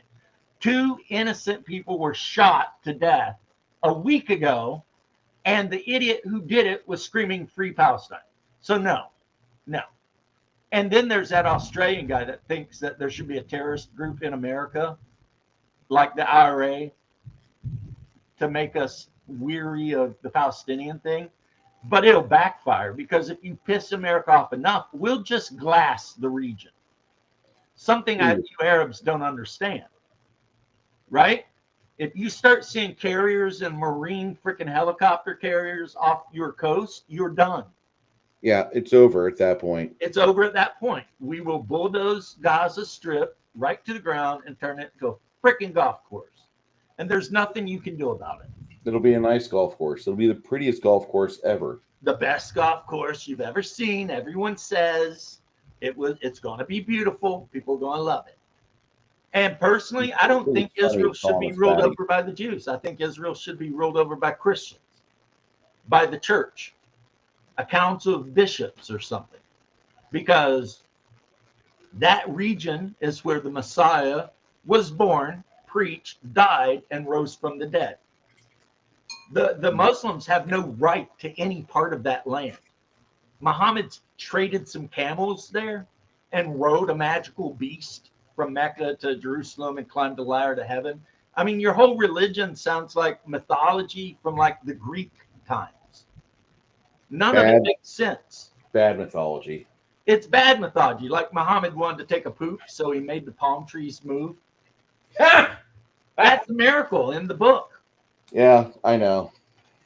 It's a stupid book. And he consummated his marriage with a 9-year-old girl. Defend that. He married her when she was 6, probably sexually abused her that whole time, but consummated marriage when she was 9. That's your Messiah. Your Messiah was a murderous, rapist, piece of shit. Piece of shit. My Messiah was a man of peace and wisdom who just wanted everyone to do the right thing. It's not even comparable. The fact that you're still a Muslim just proves you're dumb. Yep. If you're still a Muslim after you get on the internet and you can read all this stuff at no cost, right? You're just a fucking idiot. Yeah. Go ahead, continue your stupid crusade against Jews and Christians. We'll be waiting for you, please. Right. I mean, our own governments are against us. But look what happened in Ireland when that guy thought it'd be a good idea to kill a bunch of babies. Oh, that was bad on his part. Yeah, it wasn't a smart idea. Mm-mm. The thing you guys don't understand, but the thing a very wise man told me, is the worst person to F around with in the world is the guy who just wants to be left alone. America is full of men like me who just want to be left alone. But if you force us to take action, we will eliminate you from the earth. Yeah, you will be killed. We killed 800,000 of our own people in a civil war. Do you think we give a shit about you? No. And here is the real deal, Home Skillet. You can't stop us. I love this guy giving the empty threats here. If you have any balls, leave the stream uploaded. The amount of genocidal hate you'll spew, I would love to share with the world. I would just love to Share. meet you. You wanna be a dumb cunt? I would love to meet you. That's all there is to it. Leave it up. Share it with the world. Palestine is a non-existent It's not country a full real of people who are country. shitheads. Just a little shithole place, a little shithole neighborhood, and a crappy environment. We've been sending them so much money over the years too. I'm so glad Trump got rid of that U.S. Yeah, no more welfare for other countries. Go fuck off. Yeah. Free ham sandwiches. That's what I'm talking about. And milkshakes. Hell yeah. Ham and cheese and milkshakes. Oh my god. Ham and cheese with some spicy deli mustard on it. We'll Yes, airdrop you please. some aerosolized bacon so you can consider your life choices. Yeah, yes, please. I mean, except on Wednesdays when I generally have to fast. But no, here's what I think. I think that this whole pro-Palestinian thing is just a bunch of idiots, especially in the West, that have a lack of meaning in their lives. So they want to pretend like they're freedom fighters or something, right? Like a guy like Hamas Piker, I don't think he gives a single F about any Palestinian. He gets in the way of his dollars. Yeah, but the pro-Palestinian retards will send him millions of dollars. Stop making me hungry, right? Ham and cheese, some deli mustard if you want some nice crisp tomato. I've got some pastrami.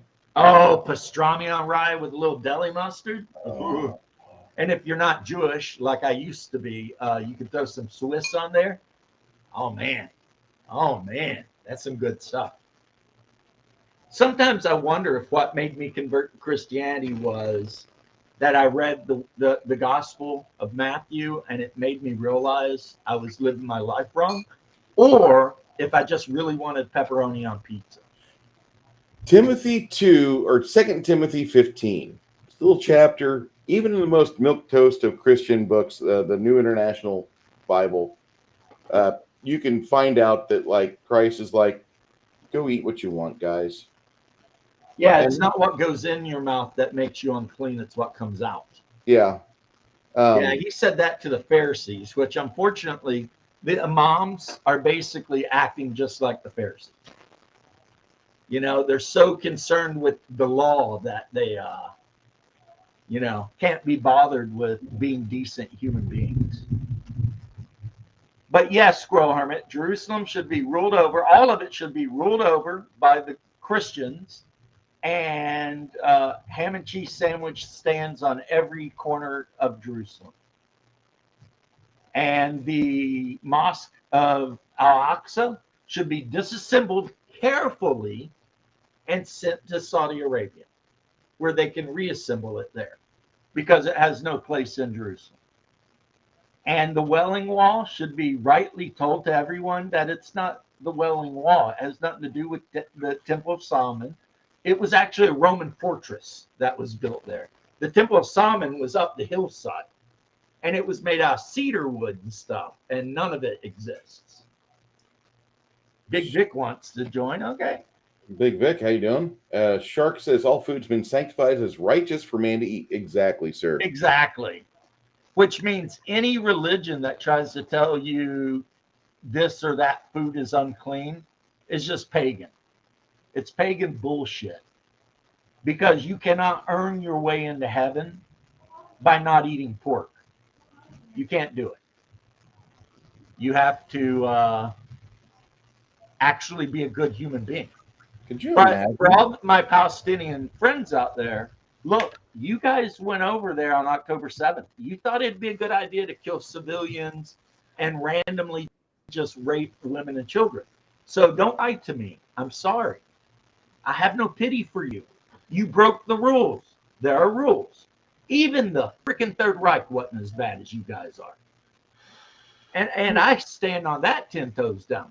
Most Wehrmacht units wouldn't dream of raping and killing civilians like the Palestinians did. Now, SS and the what was the other one started with a G? Yeah, they would. That was their job. But most standard German Wehrmacht units fighting in the East, didn't just randomly shoot Russians.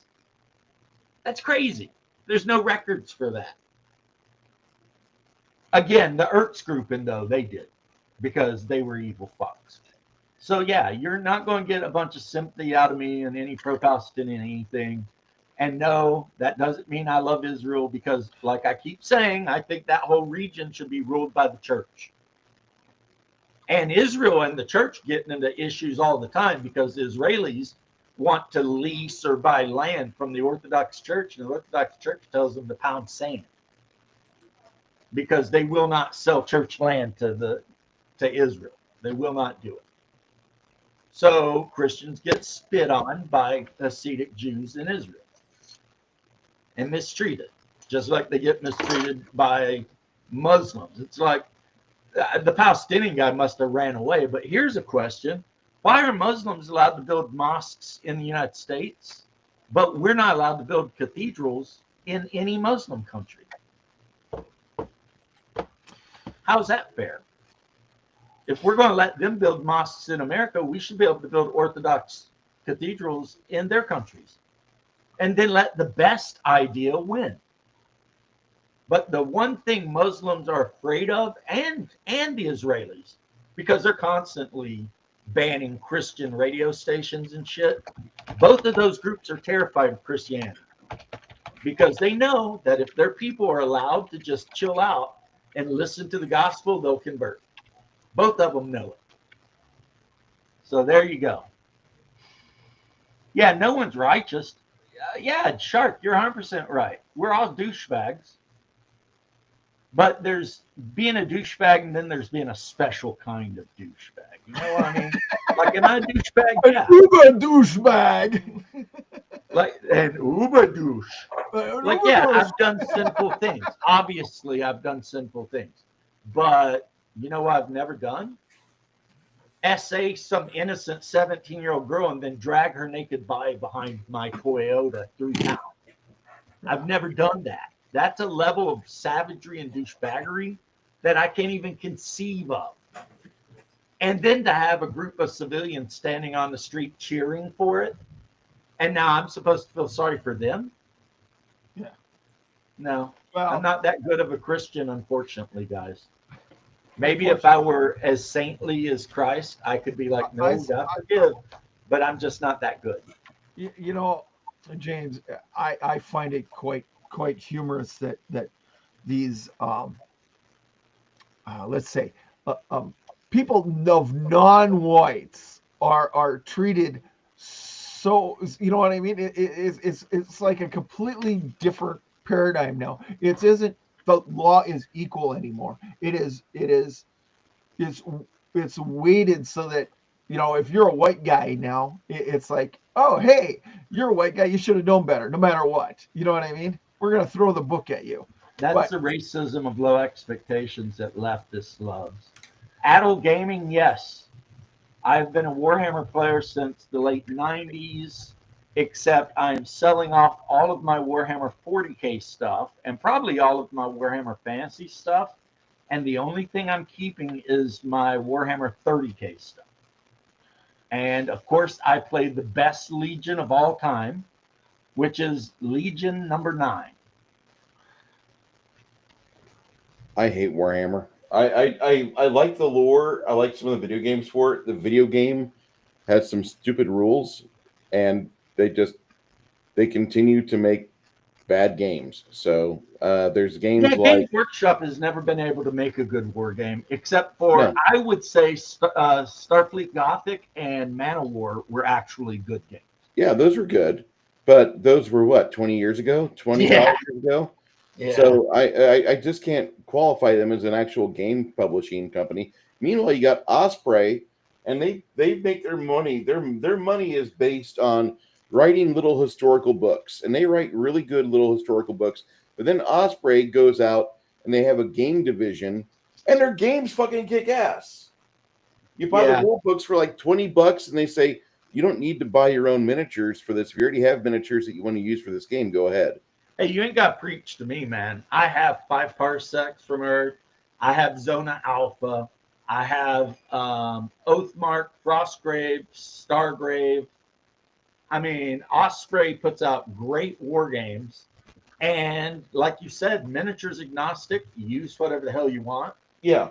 And one thing I love about Oathmark is before you make your army, you make a kingdom. And depending on which provinces you pick for your kingdom, that determines which units you can take in your army. So if the capital's human, you get a list you can take. But if there's a wild forest on your kingdom, you can take elf scouts. And if there's like a swampy area, you might be able to take trolls.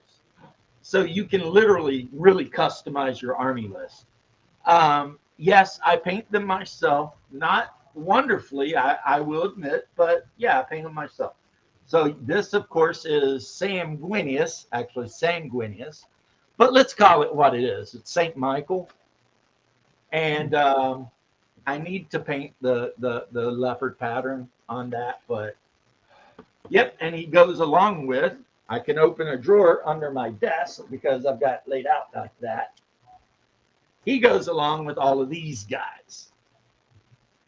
That is, of course, a Blood Angel Space Marine Legion 9 Tartarus Terminator with lightning claws.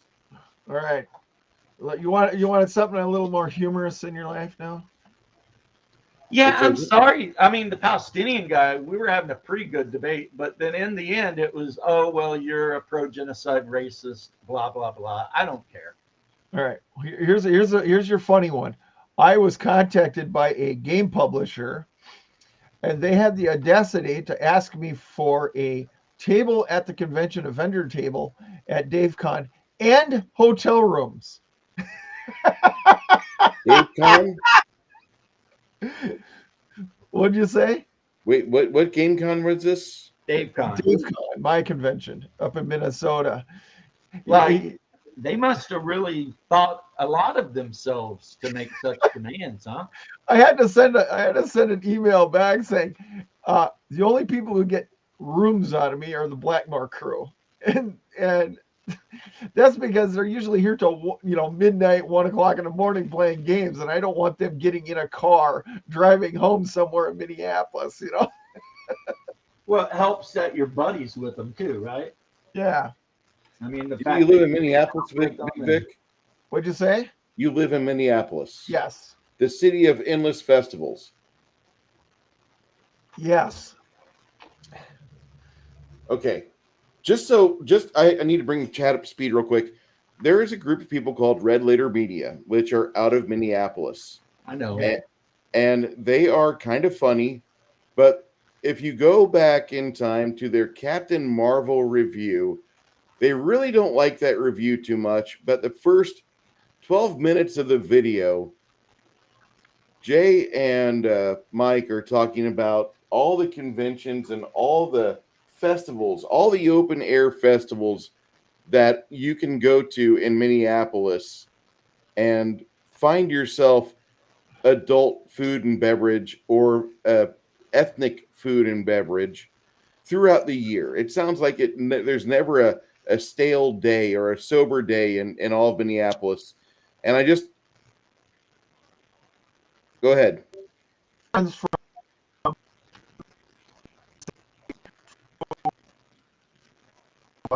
Are you hearing him like that? Yeah, he's. Hold on. The Brewers net is screwed up, Vic. Yeah, Vic, your internet's jacking around. And Adult Gaming, I agree. I'm tired of hearing about Palestine. And like I keep asserting, and I'll reassert this to anyone, they started it. And now, so basically, like I said about the New American saying, they fucked around up to level 10, and now they're finding out up to level 10. So I'm sorry, is it sad that civilians are getting ganked? It is, but these are the same people who were cheering on the side of the street when they were dragging dead women down, naked and abused and whatever down the side of the street. I tried to add him and it wouldn't let me. Yeah, he's constantly getting emails and texts from like idiots trying to make him do shit. And he's constantly having to tell him to get freaking bent. But Yeah, they're the ones that were screaming for genocide, like kill all the Jews, and then the Jews start bombing the shit out of them, and all of a sudden they're like, "Oh no, man!" It's like, Welcome back, Vic. Welcome back, Thank you, Nick, thank you. maybe, or Vic, maybe.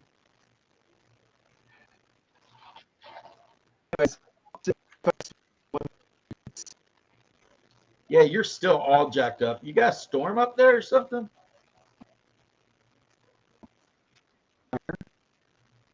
Are you? Does your trucking not give you enough payment to buy like good internet? You on like some dial up and shit? But yeah, Vic lives in Little Mogadishu, as I like to call it.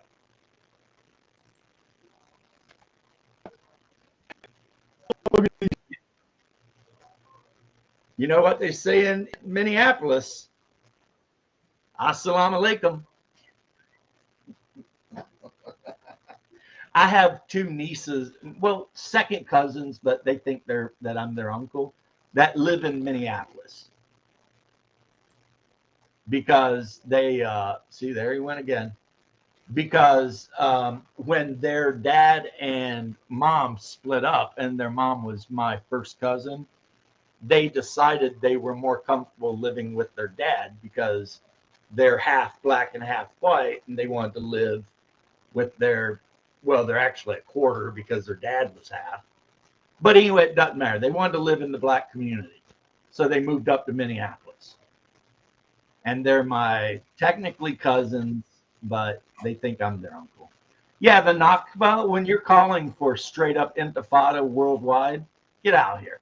When you're shouting from the river to the sea, get out of here. We all know what that means, which is why on my one video I put from the river to the sea, Israel must be free. Turn it around on them. Tell them, oh, you want to play genocide games? You have no idea. My people are Russian, Germanic, and Scandinavian. We are the world champions of genocide and idiots. You know what I mean? We are the F around and find out champions of the world. Maybe the Mongolians are in there too. But so keep messing around. You'll find out. Bruce, can you hear me now? Anyways, Much better. City of Festivals, May through October. Every weekend there's something going on. Every weekend you can find a festival. And, the rest of the time we're all indoors at bars drinking our asses off. Beauty. Yeah, Orlando's kind of like that, especially like we have the Greek festival, which is amazing. It's huge, and you just go and it's all this Greek stuff and Orthodox Christian stuff everywhere. Oh, we got everything. we have all the different cons down here. If you're a 40K player, Florida is the best place to live because I guarantee you every weekend there is a comic shop within an hour drive and probably less of wherever you live having a 40K tournament with prizes and support and everything. I kind of got out of it when I stopped being a tournament player. Look, they shot 2 young people who weren't even Jewish, well, religiously Jewish, in what, New York, and screamed "Free Palestine." F them. Yeah, that's that Washington D.C. murders of the Israel. And here's what's crazy: both of the people who got shot were actually Christian. Yeah, they're Messianic Jews. Yeah, they might have been Jewish by birth, but they believed in Jesus. Right. So it's like these guys are so stupid they can't even assassinate the people they want to assassinate. And what's crazy is the guy who assassinated him, I don't think he was a Muslim. He was Spanish. Like his last name was Rodriguez or some shit. I'm telling you. Crafting Gamer, I saw you painting up some Space Marine stuff.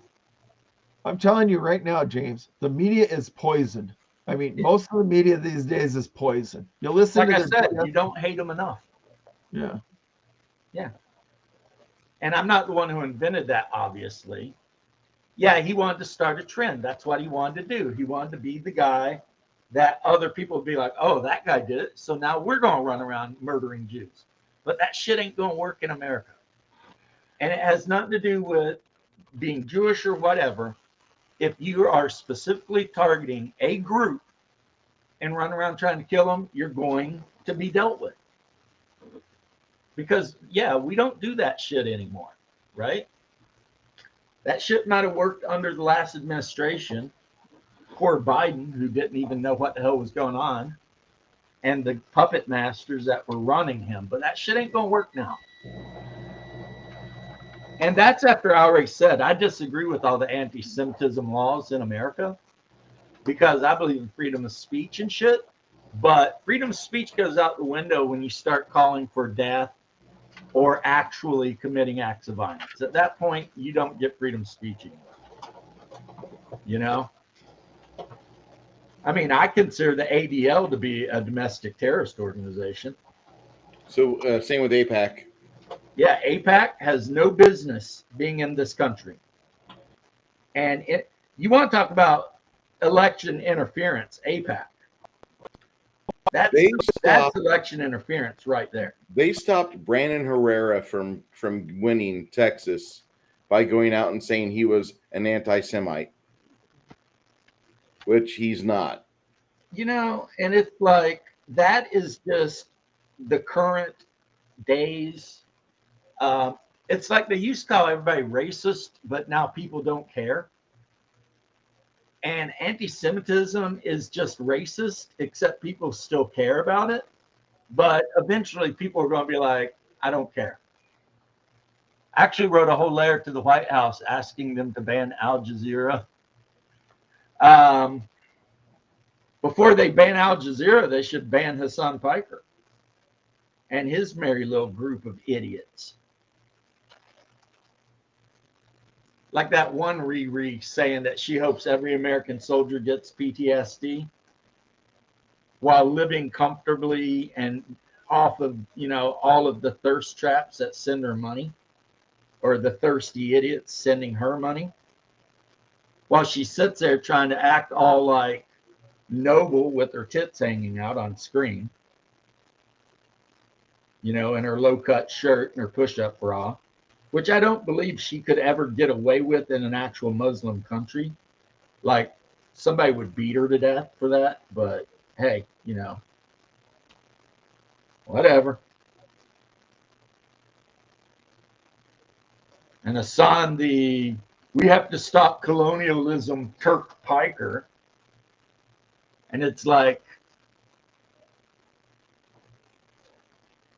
I've said this before, it's like, you want to talk about colonialism and you're a Turk? That's rich.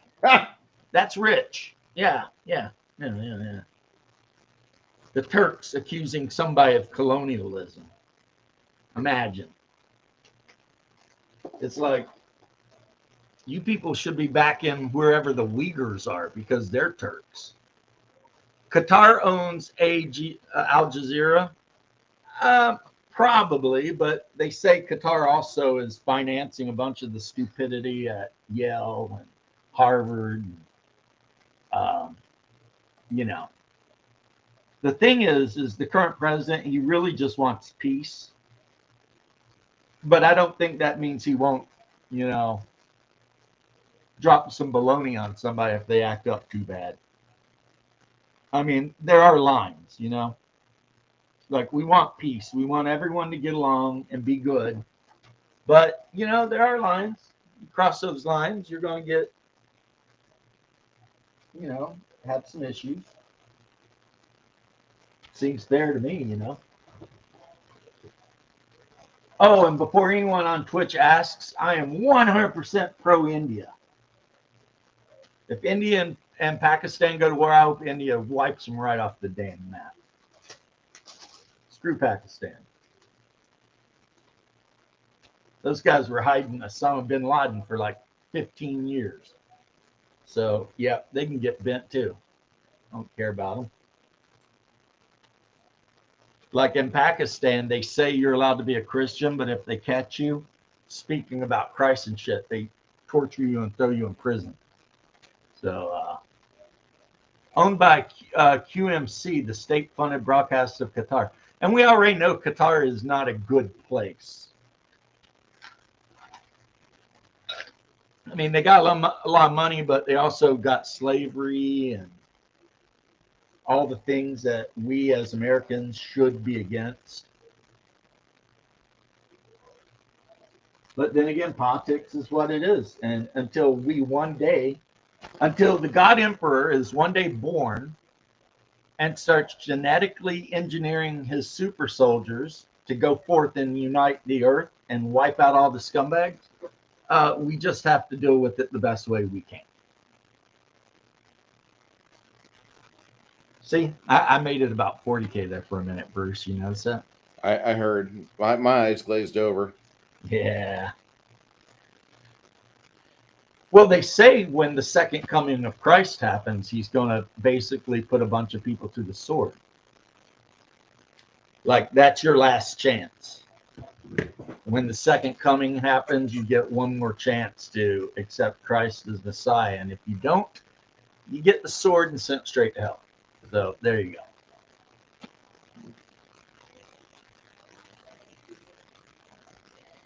Oh, yeah. It's so funny too, because when you watch the last administration, all of those Arab nations basically treated Biden like a punk. He is a punk. But Trump comes rolling in there and they're like rolling out the red carpet and freaking got their swordsmen doing their dances on the side of the road, and he's being freaking escorted by like a shit ton of Arabian horses with knights on them or whatever they call their guys. I mean, it was like night and day. Night and day. Yeah, he walks in and there's all these women singing and whipping their hair around and shit. I mean, it was nuts. It was like he's just the president of the United States, man. That guy is not God. You see this little fairy girl? What should her skin color be? Oh, she's pretty. Oh, who doesn't like little fairy girls? What do you think, color-wise, for the skin? I like it. What color should the skin be? Well, right now it looks like it's like an olive green, and I kind of like it. It's just gray. Oh, well, then I would go with a green, like a really light green. Okay. Or just flesh color. I mean, pixies, you know. Oh, God.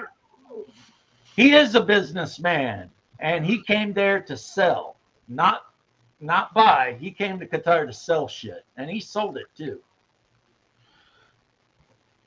They were not only so hardcore, but they had a mobile McDonald's to follow that dude around so that anytime he wanted a Big Mac, he could get one. Because, I mean, apparently, I watched an interview with Melania, who does all the health shit and only eats fruit and works out 12 hours a day, and you know what I mean?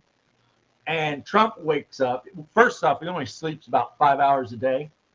And he basically lives on Coke Zero, Diet Coke, and Big Macs.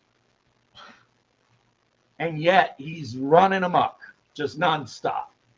You know, because Melania was talking about, they sit down for breakfast, and her and all their kids, you know, they're eating like a fruit thing and whatever, all this healthy food. Trump's eating a Big Mac that they had in the fridge from the night before, some shit. But like I keep telling people, what do you expect? He's from Queens. My dad's from Queens. You know what? You know what?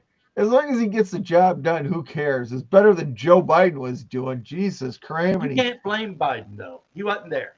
Yeah, I know. I'm just saying, Biden wasn't home. Do you think Donald would sell America out? Not in a billion years. He could if he wanted. No, not at all. Yeah, the Crown Prince of Saudi Arabia met the dude, bowed to our president, freaking shook his hand, put on a whole fucking everything for the Trumpster. Because the world knows. Trump does not want war. He wants peace. But you know what? The guy who wants peace, if you force him to war, he's not going to F around with you. It's not going to be 20 years in Afghanistan. It's going to be over in a week. And we have the power to do that to any country on the freaking planet. And they know it. We're gonna resurrect old Donald, not Donald Rumsfeld, Norman Schwarzkopf will be pulled out of the grave. They'll be forcing him to talk about how to do a blitzkrieg into a country. Then we'll lay him back to rest with a nice little military ritual. And Right. that's how it'll work. Right. Bring Patton back. Bring Patton or Bradley back and say, okay, we got a war in this area. How do we handle it? Well, we know what Patton would say. Neither Patton nor Bradley. Fuck those guys.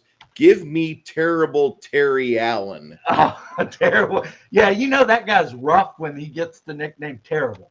Yeah. From the enemy, not his own guys. Yeah, Actually, he's the that one that was ran a something- lot of campaigns in Italy, right? He ran the campaigns in Italy, from France to Italy. He also was the one that was targeted by Bradley and Patton. Patton wouldn't go into war without him.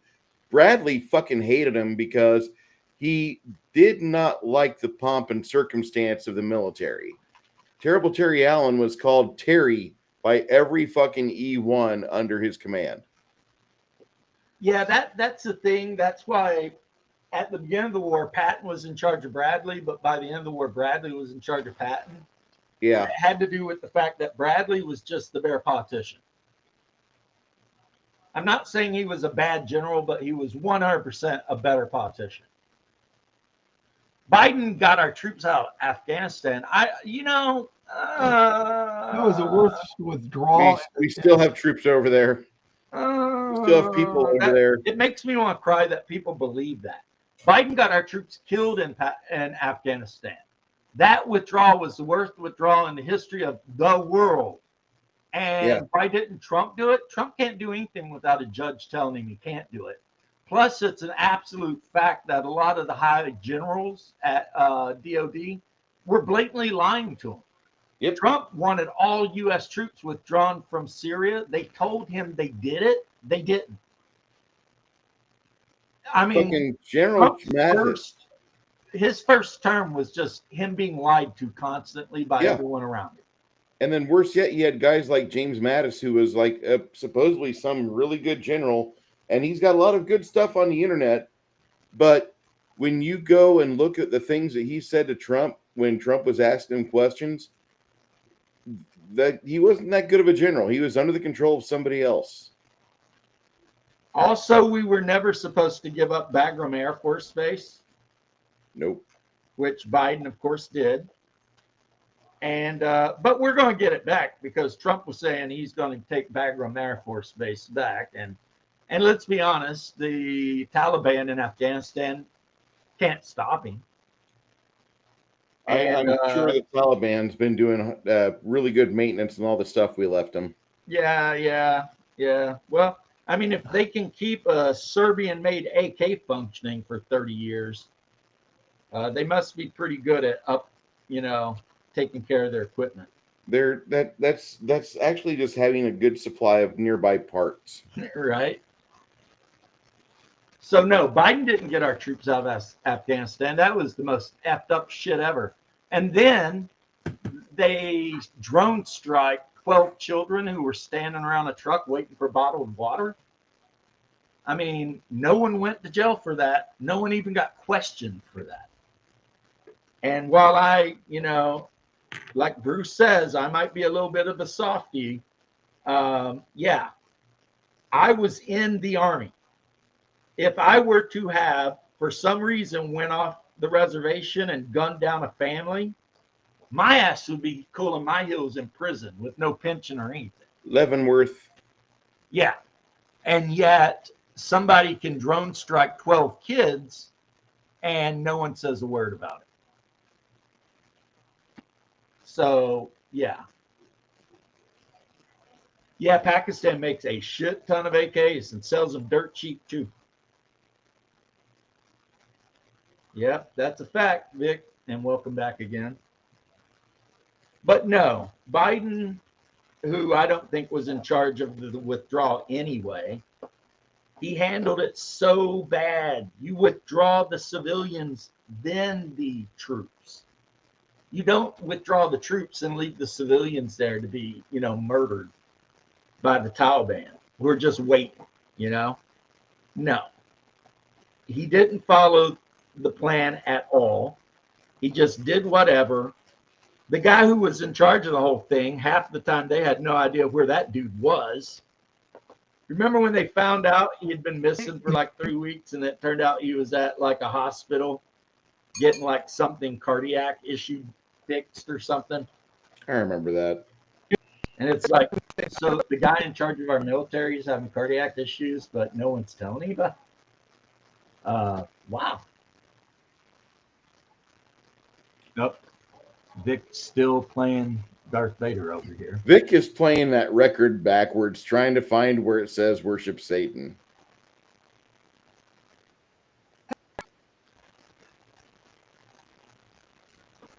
I mean, so far in this stream, you could say I have managed to piss off the Jews and the Muslims. So I guess that's a good thing.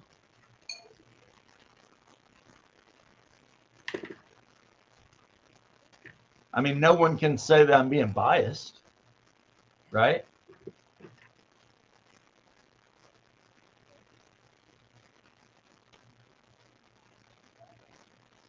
Okay, everybody went quiet. I wonder. I'm not disagreeing with you. I mean, you're usually pretty steady on your opinions. Yeah, We don't agree on everything, but that's fine. Well, like I said, I'm not saying Mr. Cohen down the block that I buy my Reuben sandwiches with is a horrible human being. But the guys in the black furry hats that believe that only people of a certain bloodline are worth a shit, not fans of them. They weren't fans of me either because I was raised in a conservative Christian home or Jewish home, and we didn't believe in the Talmud at all. It was strictly the Torah. So none of that Talmudic bullshit. As a matter of fact, my pops always told me the Talmud and Kabbalah, that's witchcraft. Stay away from it. Never deal with it. But some Jewish synagogues, you go in, they don't even teach the Torah or the Tanakh, heaven forbid. They just go from the Talmud. And no, you don't want to go anywhere near the Talmud. That is horrible stuff.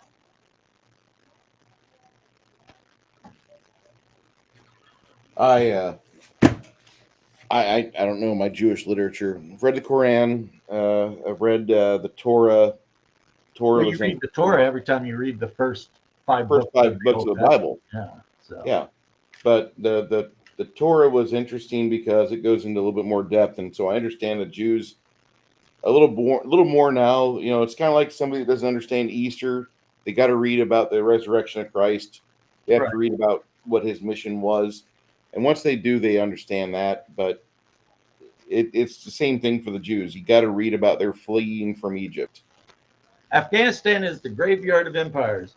People say that, but Alexander the Great marched right the F through it, crushed it, and went on into India and crushed them too. So maybe you just need another Alexander the Great. The reason the Russians did this, we did this, etc. The reason we had a problem in Afghanistan is because modern militaries and nations lack the will, right, to conquer people. If you want to conquer Afghanistan, you roll in, you take over, you burn down or destroy every mosque, you build cathedrals, and you force them to go to them. A couple generations past, guess what? You own Afghanistan. It's what we did to the Japanese. That's the whole Marshall Plan was about destroying their culture and replacing it with ours. But anytime we go into the Middle East, we always treat them with like kids' gloves. You know what I mean? Like, oh, well, we can't, do anything. And therefore, you get American Marines and Special Forces guys getting in trouble for beating the shit out of Taliban guys for essaying 9-year-old boys. And, nothing gets fixed because their problem is a cultural problem. And if you want to fix a cultural problem, you have to destroy that culture and replace it with a better culture. It is what In theory, that's possible. It'd absolutely be possible if we could do it to the Japanese. Surely we could. Yeah, I mean, come on, the Japanese are some of the most hardcore people on the planet, and now they're making cat girl anime. So, Don't mention my cat girls. So I mean, if we could turn them around, I mean, we can definitely turn a bunch of Afghan people around. It's no problem. The problem is when you try to occupy a nation, but you do everything you can to bend the knee to their norms, even when their norms are absolutely terrible. Oh yeah, the swirling of chickens, and also apparently the sewers. Which you notice everyone shut up about that. The sewer Jews who were Hasidic. What the fuck is going on with that? Tell us I more. don't know. The tunnel Jews, though, what is hilarious is somebody made a skin for Minecraft called Tunnel Jew. And you could like. Oh, great. Your brother's here. Yeah, I see. You can make your character look like a Hasidic rabbi running around digging tunnels all over the place. I mean, during that whole thing, I remember there was a film where someone was walking down the street and all of a sudden, like a sewer grate popped up and a bunch of Jewish dudes jumped out and ran down the street. And it's just like, this is not normal. This is not a normal thing. What we're looking at is very suspicious, I would say. But hey, whatever.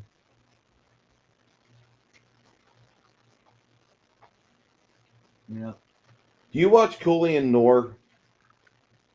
Are you talking about the yeah, the black dude that's always talking about Second Amendment stuff? Apparently, somebody went into an auto zone, and he was open carrying, and he got killed with his own gun. Why? I don't know. I just saw it when I opened up Rumble. Huh. See, Kentucky has open carry. Florida, you're not allowed to open carry, but everyone in Florida can conceal carry. Mm-hmm. Plus, we have castle doctrine, the right to self-defense, and the Good Samaritan law, which means you don't have to attack me for me to shoot you. If I catch you attacking someone else, I can shoot you. So, I mean, I'm not saying, it's a good thing to do, and you'll probably have some legal issues you're going to have to explain to some people. But, hey, it's not a guaranteed, oh, you had a gun, you're going to jail bullshit. But how are they allowed to get away with that? I don't know. It's like I said earlier when I was talking to Mr. Pro-Islam guy. And he's like, anti-Semitic, blah, blah, blah. I disagree with every anti-Semitic law in the United States because we have created a two-tier legal system again, where a group based on their religious belief, because I don't believe it's an ethnicity necessarily, can get away with all this kind of shit, but like everyone else can't. And then, of course, black guys get a break on shit too. I mean, the lowest of the low in the United States right now, believe it or not, is your working class, blue collar American white guy. Because we get no breaks. If you get busted for breaking the law, you are getting no breaks. If a cop shoots you in an altercation, no one will cry for you. There'll not be a riot in the street. And a lot more white dudes get ganked by cops than black dudes ever in history. And all of the black dudes who recently got ganked by cops, every damn one of them deserved it. And Floyd died of fentanyl overdose, guys. Let's be honest. That's what happened there. And everybody knows it. That guy had enough drugs in his system to kill a mule. But they sacrificed those cops to the mob, to try to stop the summer of love. Whereas if I had been president, I would have just sent in the National Guard and shot the looters, which is constitutionally allowed. Looters, you can legally shoot, as the militia can, which now would be the National Guard. So why we don't do that? Because someone would scream racism. And then after they destroy all of the Targets and Chick-fil-A's and every other thing in their own neighborhoods, they cry because they don't have anywhere to go buy groceries or anything. And it's like, yeah, but you burned them down, assholes.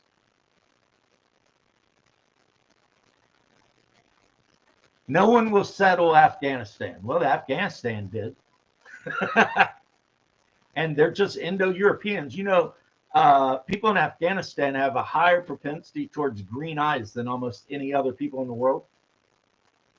But, I mean, some idiot like that Turk Hassan would say that they're people of color, despite the fact that they're as pale as I am, and a lot of them have green eyes. I'm so sick and tired of these separations to, you know, basically everyone is, it's like only people from Germany over are white people, and everyone else is something else. Like even the Slavs are people of color. And it's like, really? Because Russia was settled by Swedes who interbred with the native Slavs to create the Kievan Rus. Polish people are 100%. I mean, those dudes are so white. I mean, I don't even know what to do with that, right? It's insane, you know? It's like Indo-European people, North India, all the way through the Middle East, all of North Africa originally, and all of Europe, all the way over to Ireland. People seem to forget that North Africa was ruled by the Roman Empire, and before that, the Greek or Macedonian Empire, for centuries. And then after that, by the Visigoths, for centuries. And then after that, the Arabs. And after the Arabs, the Ottoman Turks. So, yeah. I mean, North Africa might as well just be Southern Europe.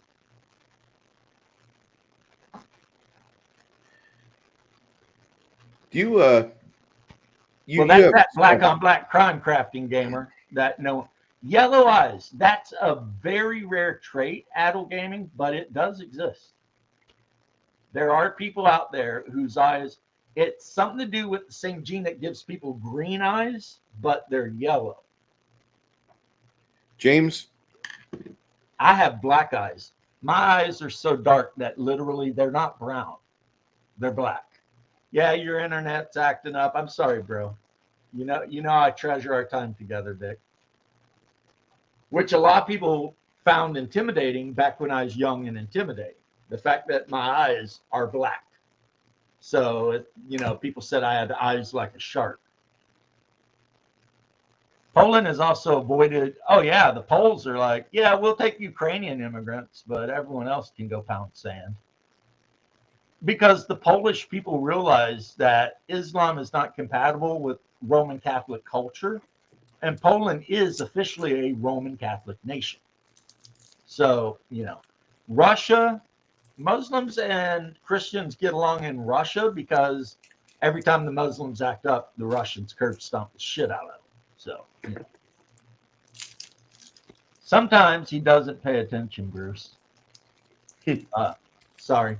It's okay. I was just going to ask you a question about if there was anything in the recent news that you've been paying attention to, like Bongino's getting ready to talk about some major stuff. I don't know if he's going to talk about the tapes from Epstein's cell, but he's going to be talking about Corey in the next couple days, it looks like. Corey, the black senator? No, the white FBI guy. Comey, my bad. Comey. Oh, yeah, that guy should be rolling out some stuff about Comey here in a few minutes or a few days. Yeah, that guy is a treasonous dog. Mm-hmm. Adult gaming, I'll probably do the same before too long.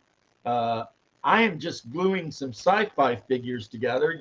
You asked me about Warhammer 40K, but this is what I'm working on right now, which are necromorphs from Dead Space. And the reason is because I think that they would go really well with pretty much any game genre. They could be mutants in Gamma World. They could be some evil thing in sci-fi. You could even throw these things into a cyberpunk or fantasy game, and they would work. So Take care, Adult Gaming. But take care, bro. It has been good to have you in the chat, actually. You've been one of the most reasonable Twitchers that I've ever met. And that is saying something, because I'll tell you what, Twitch, I don't know what they feed them over there. It's like Twitch. Dear Twitch, how did you ban Hassan Piker for 24 hours?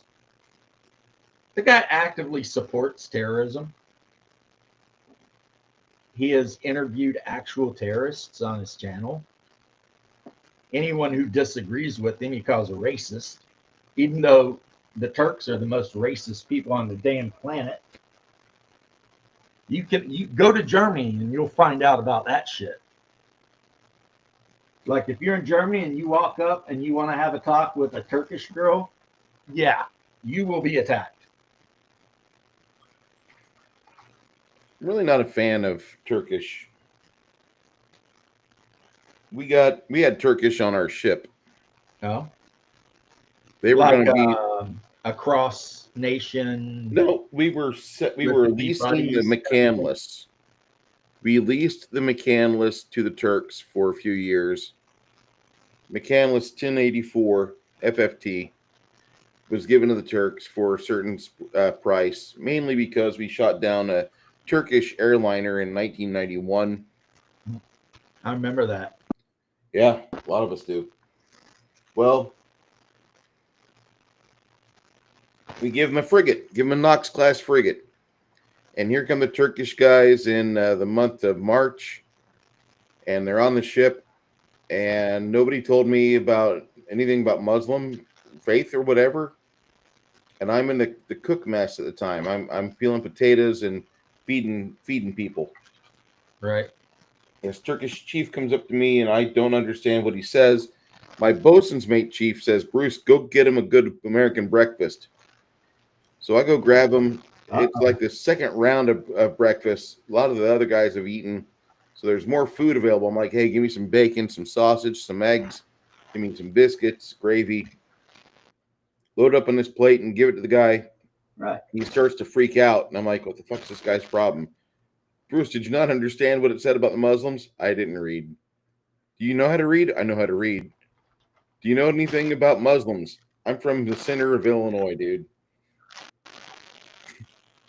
So that happened. So had to talk to the XO about it. After that, they stopped trying to prosecute me. But apparently, you're not supposed to feed Muslims pork when you're in the Navy. And I haven't really thought too highly about them since, and I apologize. But the Turkish guys, they were busy trying to fuck the youngest sailor. They were trying to do that. They were trying to fuck the youngest sailor on the ship, and I felt kind of sorry for that young kid. He was about a year or two younger than me, and I don't know, but he became their cabin boy, and that was pretty disgusting. And then one of the boatswain's mates of the Turkish was like, "We don't see women as things to pursue or waste your time and money on. When you want to make babies, you go to a woman. When you want to fuck for fun, you go to a little boy." Yep. That's kind of fucked up. The Jordanians are that way too. When we did training with the Jordanian military, that's disgusting. It's like all of their infantry squads had a squad boy. And that just takes me back to what I said. You have to change the culture. You have to let them know that that shit is not tolerable. And that if you catch them doing it, you'll put a bullet in their fucking head. And there you go. You know? And what's funny is these are the same asshats that'll chuck a homosexual off a building. Mm-hmm. But at the same time, and it's not just Turks, it's all of them. The Afghan, the freaking Jordanians, they all do it. Now I know specifically the Jordanians because I've done some training alongside their army. But you know who didn't do it? Who? The Iraqis. Never saw it with the Iraqi army. Never saw it. So But I've told you multiple times, maybe, or I've said multiple times for sure, that there are days when I think that we were on the. Okay. There were days when I seriously thought maybe we were fighting the wrong people. And I know some people are going to be like, what? But there were days when I was like, should we be taking out all these Iraqi? Because maybe it's the Saudis that are really the bad guys. That's kind of the I keep hearing that from ground pounders. Yeah. If you ever had to work in any sort of proximity to them, you'll hate them. I mean, they are the worst. But The the Iraqis? Iraqi guys I encountered, not just the POWs, but the actual civilians, were all pretty decent. Now, that said, guys, I've been informed by my wife that I am needed for an emergency action.